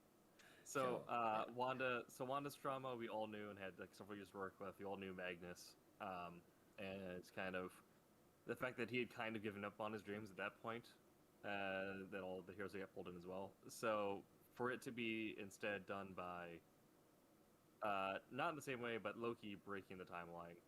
I feel like makes sense because we've had much more history with Loki in terms of the movies. He was the first bad guy in Avengers, and so also he's been involved in 3 Thor movies. So we're very well acquainted with his trauma and his moment of growth as a character definitely adds to the impact. Whereas I think if they did do House of W, we'd probably need another big Wanda moment after WandaVision. You mean House of M, or? Yeah, The idea was that instead of Wanda saying no mutants, she'd be like, okay, mutants.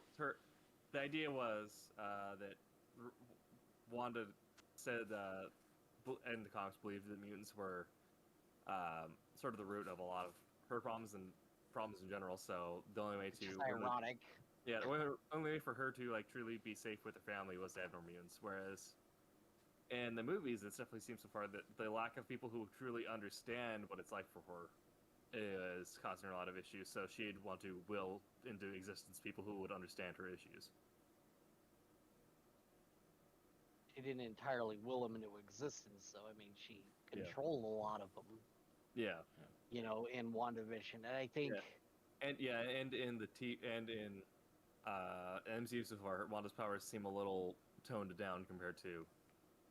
Until the end of WandaVision, there. I know people argue this, but I still think WandaVision proved that she was a mutant before the Infinity Stone touched her. Yeah, well, I think they point out that her and Pietro were some of the ones chosen because they did have some sort of weird defect allowed them to survive the experiments better than other people. Well, they pretty much volunteered for that anyways.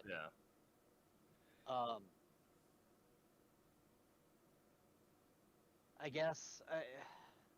Well, to bring this up, I thought at one point Marvel had already confirmed that Wanda was partly responsible for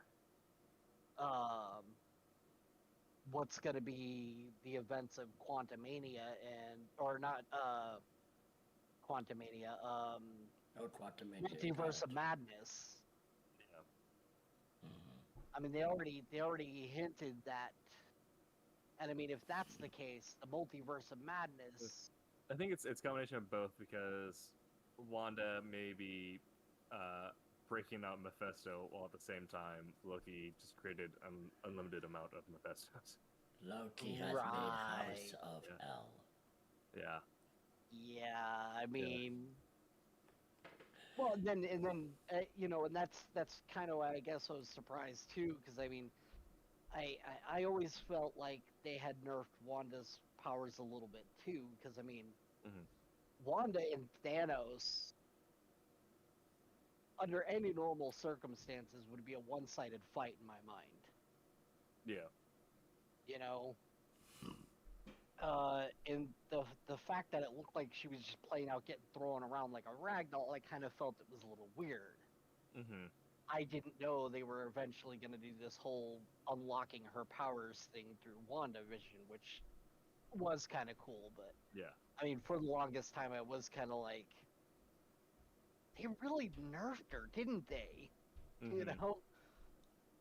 What? Because I mean, she's basically a Nexus being. Yeah. So, what do you guys think, right? Considering, I feel we have to talk about it after a WandaVision episode a couple months back, right? How do you think mutants might come to the MCU now?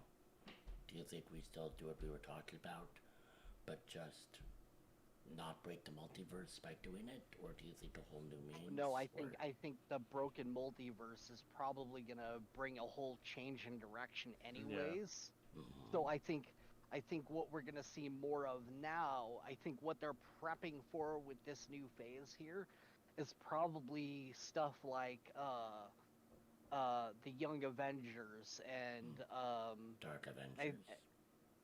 I think we're gonna see more. Well, I think we're gonna see more Young Avengers than Dark Avengers. But I think,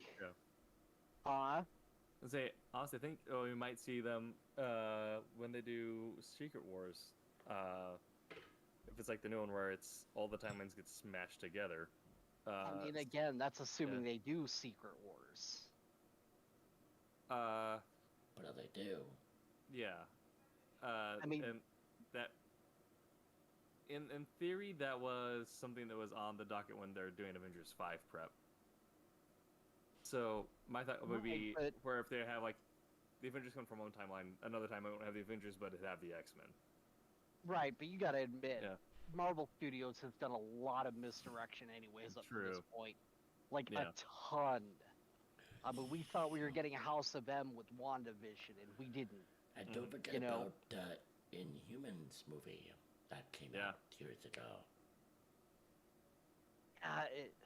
But is that canon? I mean, not anymore. Well, okay, maybe now it is. It might be now. Yeah, it might be now. Yeah, The I know thing that. is, The really weird thing was the fact that before this, the Ed Norton Hulk movie was canon. Well, I mean, it still technically is. I mean, Kevin Feige did mention it when he was mentioning the new Phase 5. He was like, going back to our, Hulk, and people were like, ugh, because it had the reason it's still canon is because they're bringing Abomination for She-Hulk, and it's playing the same and actor. Shang-Chi. Yeah. Yeah. And they're having the same actor play him from the original Hulk film. Yeah. So it's still canon, it's just not Norton Jr. canon. The thing is that with the multiverse, and if we do have the Spider-Mans in the Spidey film, as we supposedly are going to do have, you can argue everything is canon now. You can argue the Venom movies are part of the multiverse of the MCU. Well, you can argue the original Hulk, the original Ghost Rider films, Blade.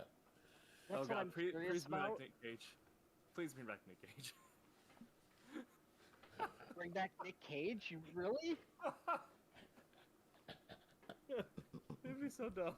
You want Nick Cage's Ghost Rider again? Because I don't know if I do. I think it'd have to be a joke. Like it'd have to be. Well, you have to be in for like 5 minutes, but. I think they were already talking about bringing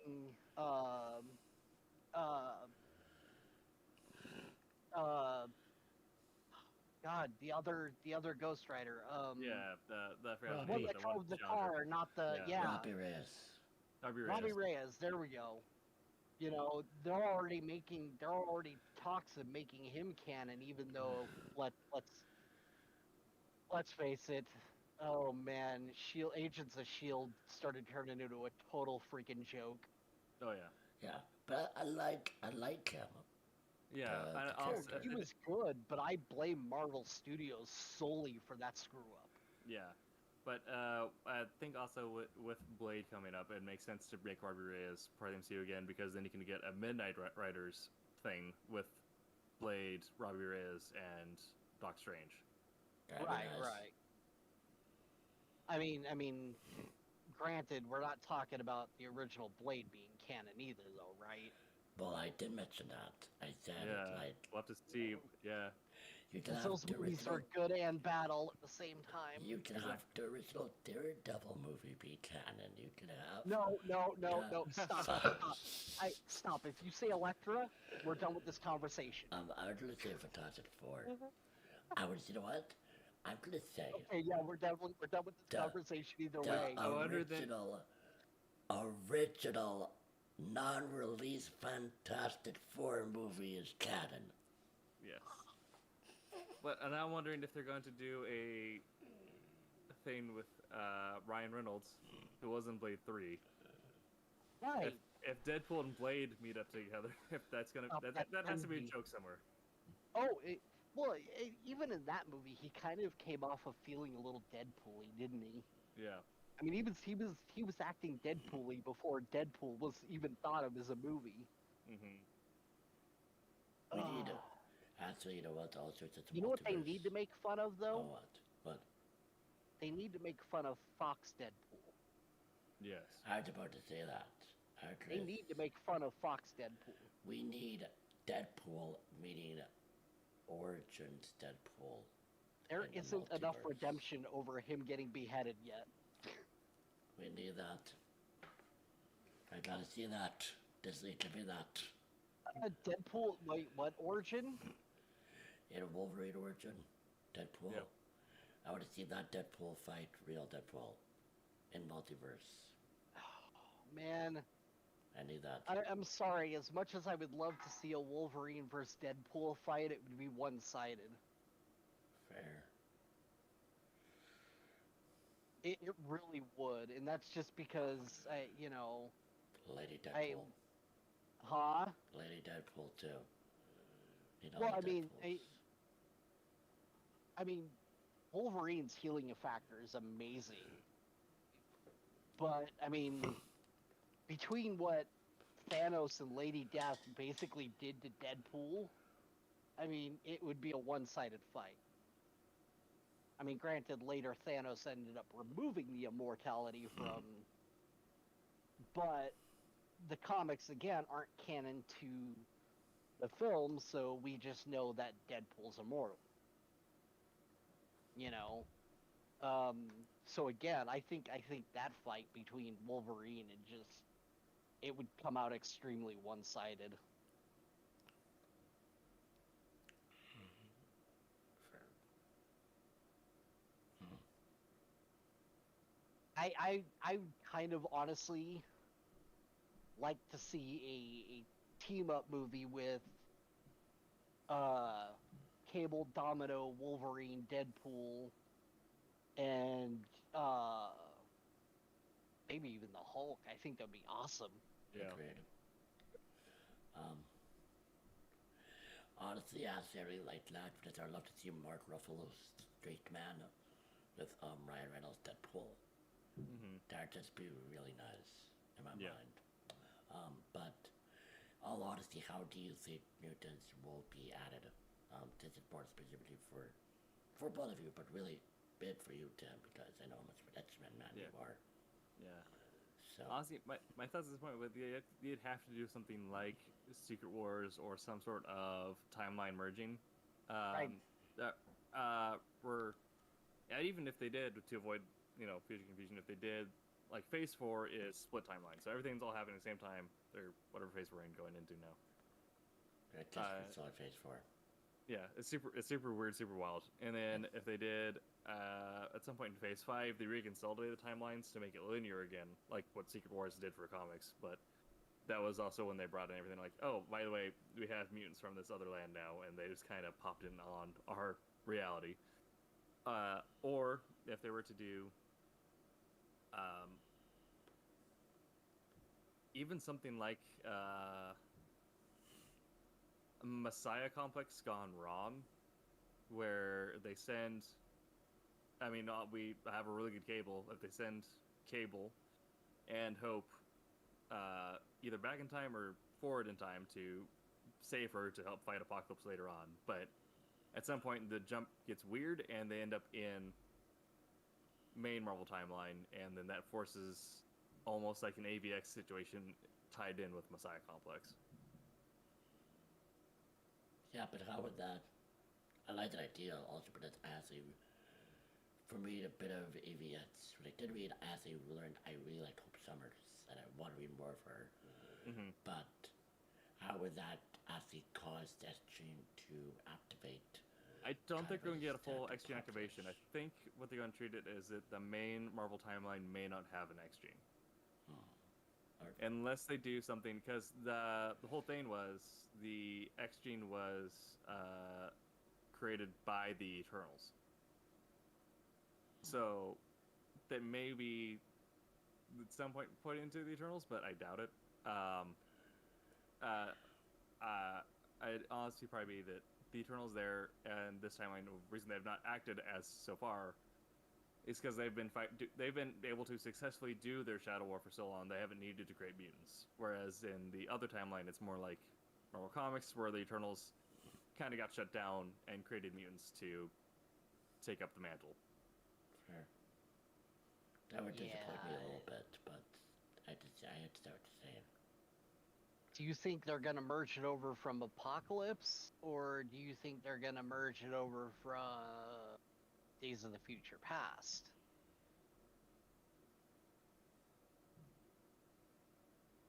I think Days of the Future Past is the one that people actually liked from that Well, trilogy. and Days of the Future Past already has a timeline split, Yeah, so yeah. I mean, it seems like it'd be But- more sense to do it there.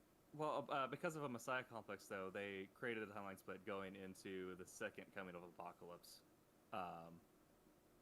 And that also ended up giving the Purifiers more power in the Marvel timeline. But I think if they were to do a Messiah complex, that would also allow them to bring in Apocalypse. But like, if you're going like power scaling, going from like Thanos to Kane, Apocalypse, and then maybe Galactus, I feel like that would all kind of track. Yeah. Honestly, I think if they put in I see it to see like put in a whole new timeline that have X-Men, but I think they would have to do a whole new cast of X-Men. I feel like they'd have to anyway, except for Besides Deadpool. Deadpool, and then and Brolin coming in. I think Cable. Cable. Yeah. I think he did a way better Cable, anyways. Yeah. I think Colossus. And maybe that's because I love that Yeah. particular Colossus. But Well, I think they're gonna, if they're smart, they're gonna save anyone from the Deadpool movies as they were. Mm-hmm. Because even with Colossus being as weird as he was, I mean, it was really fitting for those films. Yeah. If they're smart, they're gonna save anybody they can from the Deadpool reality set of films, which includes, Brolin. Even if they roll back on Deadpool 2, which again Deadpool already did by stealing, Cable's time thing. Can't think of the name of it right now. The body slide machine. I can't remember what they call it, but in the comics, it's the body slide device. Yeah, exactly. Yeah. Which means we might actually see maybe Terry Crews coming back as oh, damn, I can't think of what his name was in Deadpool 2 now.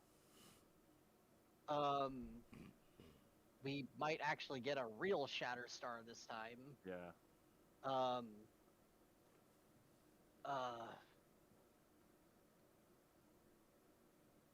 I think, and they could actually pick up X-Force from there, which would be really freaking cool.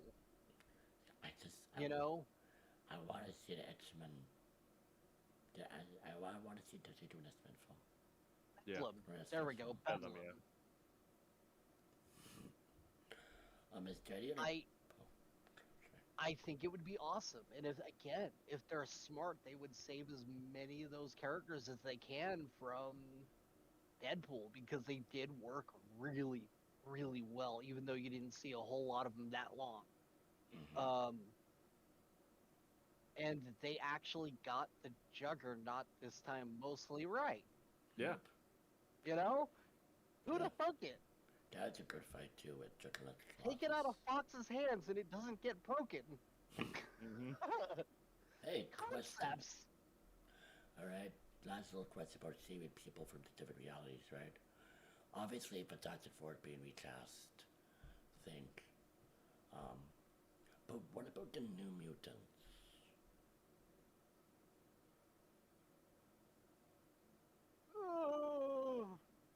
I don't think know. That one would be a while out. If Mutant's already a while out, if that's going to be...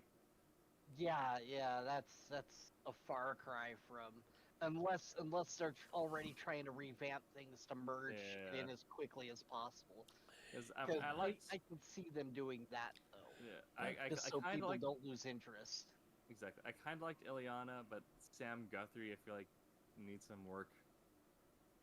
A lot of characters need a lot of work. Yeah.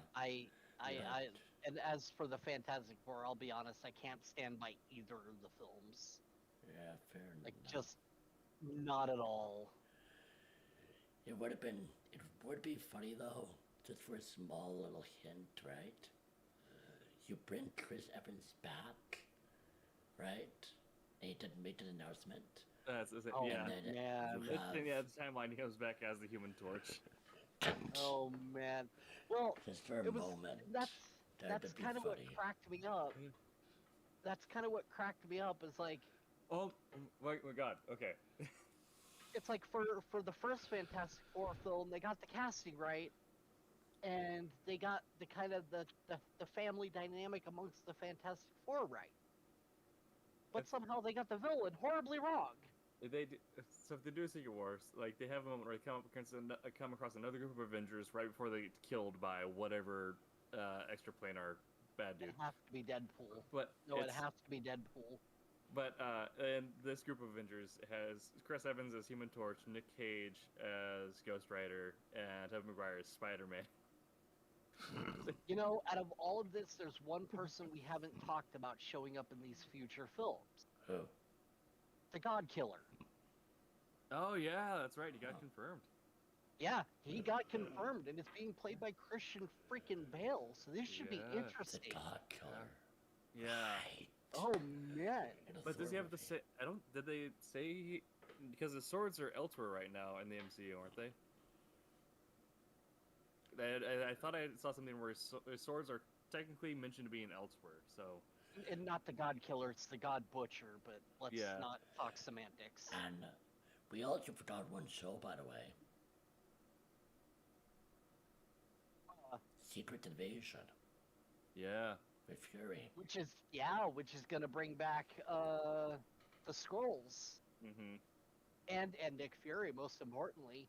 Yeah, But no, I'm kind of curious because Gore the God Butcher is gonna be right in the mix of all this this timeline shenanigans. yeah.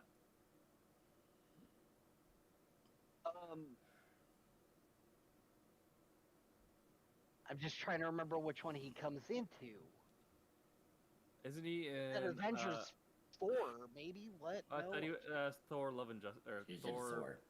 Thunder and Love, Yeah, whatever it's yeah. called. The one, the one we're getting, Lady Thor. Yeah.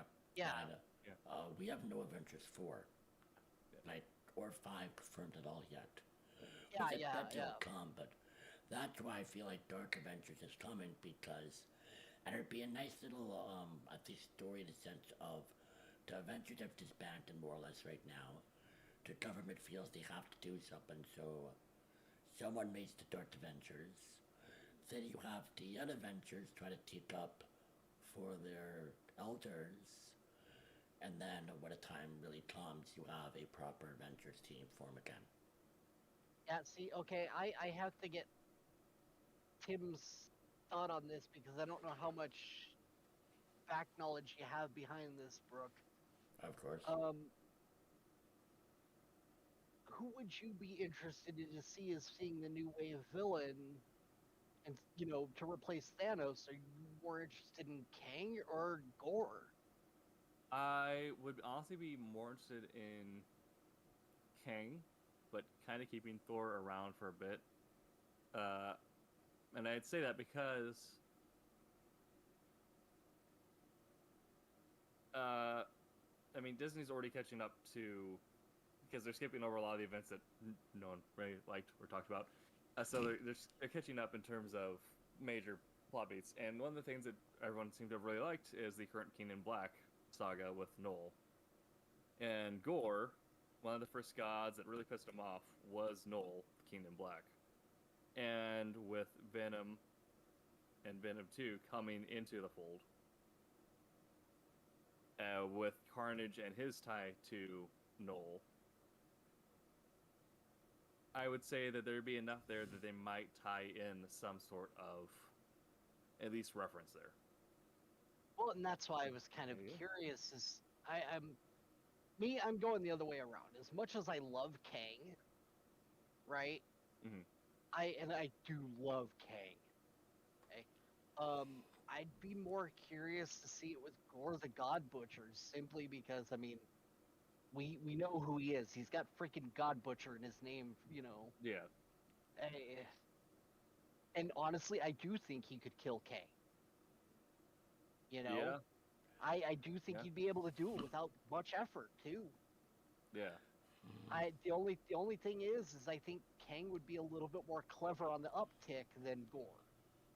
Yeah. You know, Like, but I think Gore would be the ultimate villain, and I would think it would be a little unfortunate if they kill him off inside of one movie, I would agree with that. I agree. especially that. against Thor. but I think Marvel know? is learning that lesson of do not kill off your villains right away. Because we have Abomination coming back. We have Yellow Jacket coming back. None of the Disney Plus shows villains actually died off. Yeah. If you think about it, I think they're starting to realize the idea of let's just kill off the bad guy is not a good one. Hmm. Well, I mean, Gore power-wise, he's just I think he's tougher than Kang. Well, they could go a route to Dormammu, where they did not kill Dormammu off, but they kind of said, for now you are banished and you cannot return. But you still have a window to come back. Yeah. Well, and speaking of that, actually, and this is going to get interesting because I actually just recently watched Doctor Strange again. But if you watched as I can't think of what they're called for the life of me right now. But as you watched Dormammu suck up his quote unquote followers into him, you actually watched him change into those black creatures, The mindless ones. the mindless ones, Hmm. and they kind of play pretty big roles in the whole timeline thing too. Yeah. So I'm wondering if we're gonna see, people like Caecilius back as a mindless one. And you could maybe have like a more comic accurate Dormammu as well if you want. Yeah, yeah. Possible. And Like, I mean, again, as much as I love Kang, I just think I, I, God Butcher definitely a contender for this bit bad. I think Kane might, even though it makes maybe less sense, just because he's a bigger name, in a sense. okay. So here's my torn kind of view between the two. So Gore the God Butcher is, let's face it, a lot less known than Kang the Conqueror. You know, um, Kang the Conqueror's smarter. He's been doing it for longer. He's the perfect villain. I'm not gonna lie. Mm-hmm. You know, he's 10 steps ahead of everyone.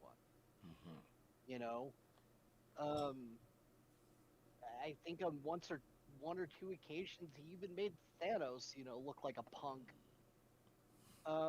He's not a joke, but I think Gore just needs to be given the better, Spotlight. not the spotlight necessarily. I think we could see a lot more Gore than we have in the past, and I would really like that. I mean, there's already a lot of stuff out there about Kang, That is and true. while it'd be cool to see Kang, I think they should do kind of this both trade-off between Kang and Gore, because that I think would be an interesting kind of dynamic to see. And it would open up Gore a lot more too, because he's kind of been overshadowed a lot, and the fact that they're even bringing him in this far, right, is great. But Fair. let's not let him lose to freaking Thor. I like Thor. Thor's tough, but it's Thor the God Butcher. I don't disagree with you. Yeah. But what are the names of other contenders we have for like big bad? Gore the God Butcher. Still will mention Kane, of course. Of course, Galactus, I think, is the next big uber Scarlet Witch. threat. Scarlet Witch is a contender. I mean, she's the Nexus being level threat. True. You know. Tim, you mentioned Apocalypse, Yes. and then I've heard the name Nihilus thrown around a bit also, in some corners. Yeah. I can't think of anyone else. What about you guys? You could do Dark Phoenix. I'm trying to but think. That'd be interesting if you pull that off.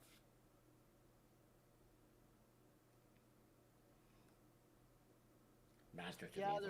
there's one other guy I'm trying to think of. I mean, if they really push it, they could even pull up Phoenix. You know. Yeah. I'd say Dark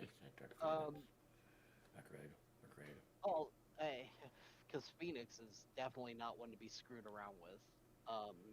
As much as they made her look really crappy in the movies, she's still not a pushover. True. You know, what'd be hilarious. What? If they just given nothing but is like how purely long run he's been a villain. Dracula. Like honestly, a lot of like a really good like a lot of really good M13 and X-Men storylines have happened with Dracula, and he's also even done some stuff with Avengers. Franklin Richards. Good one.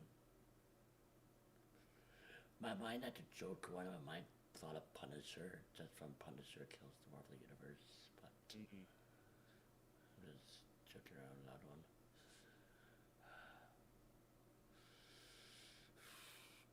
They have to do Juggernaut as a main villain at some point. Yeah. I mean, it's freaking Juggernaut. You know. Hey. No. Trying to think who he is. I have the design in my head of the X-Men villain. Also, my mind thought of Master Mold, but that's not what I'm trying to think of. What about the Beyonder? The Beyonder's one. Also, I'd like to see Venom Web. Yeah. Dude, I would love to see the Beyonder. Who am I thinking of? I think so far with Marvel, the only thing I've been disappointed by was how they portrayed Ego the Living Planet. Yeah. Yeah. I can see why. Ego and Best Measures from My Last Dance. Yeah. But I mean, don't get me wrong. Peter Quill's dad was a bad man, but yeah, he was definitely no Ego the Living Planet. Yeah. I think it'd be interesting if they did. Definitely wouldn't have been taken down that easy. Interesting if they did something like Okta, who one is the god of wishes, so Gore could try to kill him. Two, he's the creator of the Mindless Ones, but is trapped in hell by Dormammu and Mephisto. Yeah. Oh. Tim, help me out here. The genetic specialist. X-Men villain. Oh, Doctor. Oh God, it's not. Yeah, I know. You know who I'm thinking of? And Mr. Sinister. Thank you. Yes. Mr. Sinister. I'm like, name, where's this? I know what I'm thinking of. That could be an interesting villain too. Yes, I would love that. I see a contender in my mind. Mr. Sinister, Jesus. Also Magneto, but I don't know. Magneto in my mind is one of the hardest characters as time goes on. Because there's just a ton of nuance to him. He's honestly like probably one of the most like deep X-Men characters. Yeah. But he's so connected to World War II that as years goes by, to see this guy that was in a concentration camps, I'm like, it's 2040 and yeah. Sorry, I missed who you were talking about. Magneto. Yeah, he is he's a deeply rich character. He's rich, but it's like, as time goes on, right? It's just harder for you to see that origin. Well, the thing I like about, you know, Magneto being as complex as he is, Mhm. and I get where you're going with the whole origin thing, but the reason I like it, the reason I feel, kind of Magneto is one of my favorite villain-wise characters, because at some point you're sitting there watching it or reading it, or, and you have to wonder, it's like, is this guy really a bad guy, or is his just view askew, No, I like that. It's just it's harder to take the reason that it is Q because the origin is so connected to a point in history. Yeah, I forgot how they got around that, but there is an explanation as to why he's so long-lived. I think they had at some point they had mentioned it something to do with oh man, I forgot her name. Xavier's wife. She did some sort of weird medical thing that ended up extending his life by a lot. Also, the whole Oh, Jonas arc. Yeah, yeah. When he became Jonas, essentially he essentially rebooted his entire body. oh. Also, we have not mentioned the most important character in the Marvel And Universe. there's a lot of mutants actually that naturally live longer too, just because Yeah, they're mutants. true. Yeah. And are you thinking of I was looking at my comicsology page where we're talking to, just man? forgetting. Doctor Doom. We completely missed Doctor Doom. Yeah, I was just actually about to bring him up. Yeah. Yep, Um, totally missed that. another rich villain, and I mean he's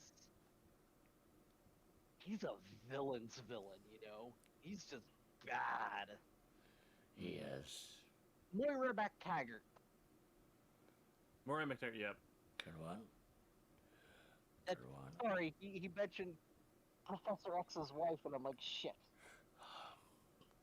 Now, not wife, on the run in the timeline. Now, not a villain, but I want to say this one, right? Can you guys guess which Marvel character I'm thinking of for its own feature movie or Disney Plus show? Told you, feel free to name a character, and we should end soon at 35:30 now. Yeah. I'd probably say Nightcrawler. Nightcrawler, I would love to see in all honesty, but Yeah. no, not who I'm thinking of. But you want to Hold take up, hold some? up. What was the clues? No clue. Just what do you think a character of that should get that I might be thinking of? Obscure character that has appeared in MCU already.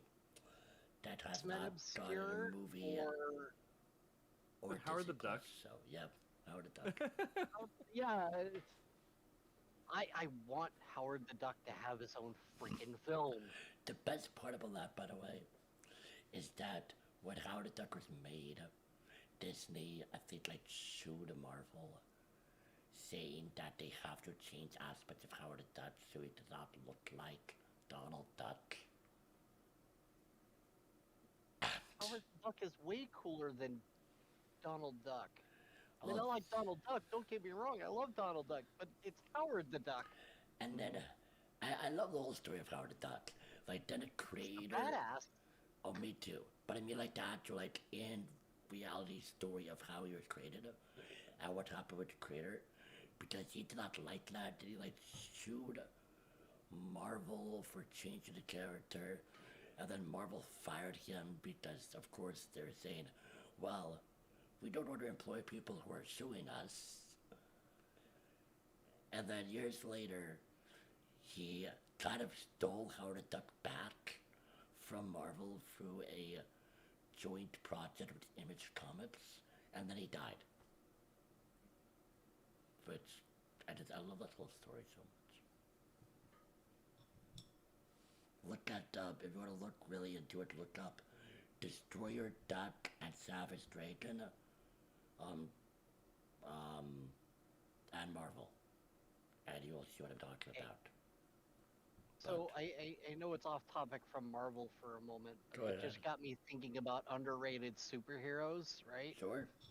Love Do you talking guys remember Dark Horse Comics by chance? about it. Of course. I live about 2 hours away from their headquarters. What?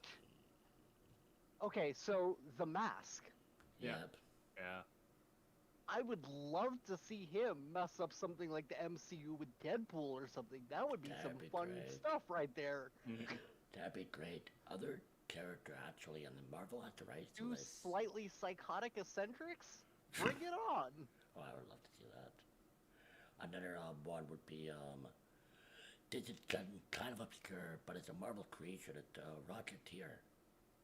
Yeah. Basically, you could have that throw in. It'd be. Yeah. Honestly, I that'd thought be The Mask was obscure. Yeah, that'd be interesting if they were to bring in at some point some of the stuff they did in 2007 under the Max title when Marvel did their already comics under Max. If they do something like Pete Wisdom because of his tie into mutants and M13 and all that. Be nice. For me, obscure characters, I still want to see the Blue Marvel, but I'm not getting my hopes up on that one. Also, I like to see Century, but I'm also not getting my hopes up on that one. Mm-hmm. Yeah. But I think we should call it for the show at least. Because we got way off track here. And it's 5:30 now. We literally did an hour and a half, so 2 hours and a half, so we did go off track. But There was a lot to delve in, though. I mean, even when we went off track, it was still on track for as confusing as Loki gets. I am definitely renaming the episode though, as in us talking about Marvel, the future of the Marvel franchise, the MCU franchise, and the Loki show, because most of it was just us talking about the future of the MCU. Which, of all the projects Marvel's doing and Disney and Marvel are doing lately, this is the show to talk about that. Yeah. Any others would possibly, I think, be like Doctor Strange and Ant-Man. And maybe Eternals if they actually hint at dropping Edge off. Yeah. If they do, which I don't expect that. I think you're right about that, Tim. But if they do, Still not then looking forward to that. who knows? I'm not despising it or not looking forward, but I'm also not excited for it. I was like, oh, when I heard they were doing the Eternals, I'm like, they're doing Shang-Chi and the Eternals all in one blow, huh? I felt like they were really grabbing for the bottom of the bucket there. Another uncommon character I want to see at Ares. We're gonna take these C-level characters and bring them to the top. That's kind of what they did with Iron Man at the time, because Iron Man had fallen way out of favor with a lot of people when they decided to make him the first movie. Iron Man was really rich, though, to begin with from the comics. True. Whereas the Eternals in the comics, not so much. It kind of, the Eternals comics to me felt like a superheroes by numbers kind of thing. Hey, Okay. actually, I just thought of something before we go. It's a question I heard people bring up, and I'm curious your guys' thoughts on it. Do you think Morbius will become basically the new Phil Coulson, where you see him in every movie? I hope so. I do too. Me too. Me too. I mean, I like the guy who played Phil Coulson in, Yeah. Me too.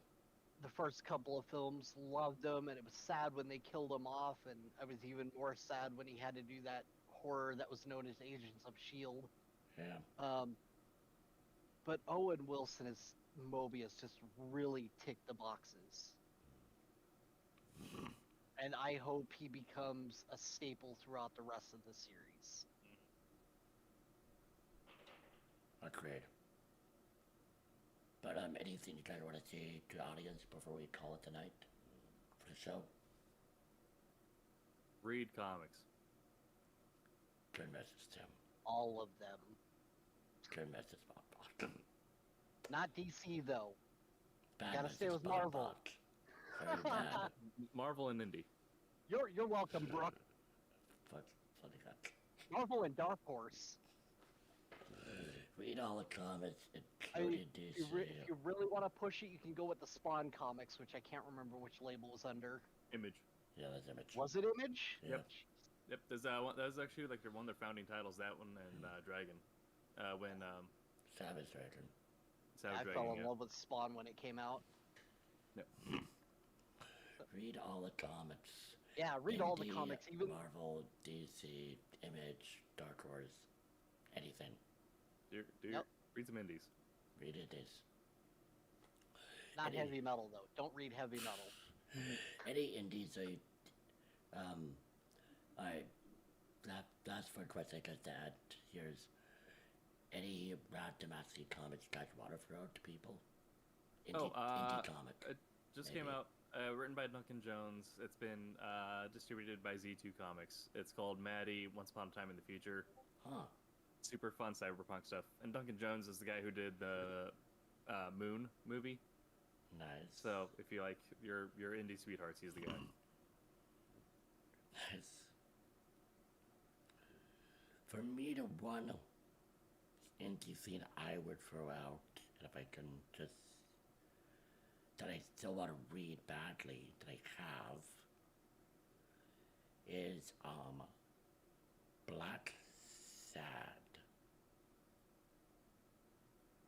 You want to make sure I got that name right. Yeah, Black Sad, which is kind of a noir story with kind of talking animals. French comic. Very beautiful. Nice. Also has a video game on Steam. Ah. Weirdly enough, which I do have in my Steam library. Yet to play it, but I haven't. But this is it for the night. Should be back next week, but I can't promise. Kind of have some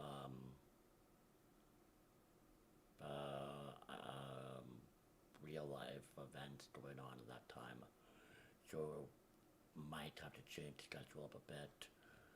So honestly unclear, but hopefully back next week, and if not, then back in 2 weeks. I hope you all have a wonderful weekend, and where can people find you guys? All the social medias are at Team TK Writer, silverlinecomics.com, and Q4 this year, Wolf Hunter is coming out through.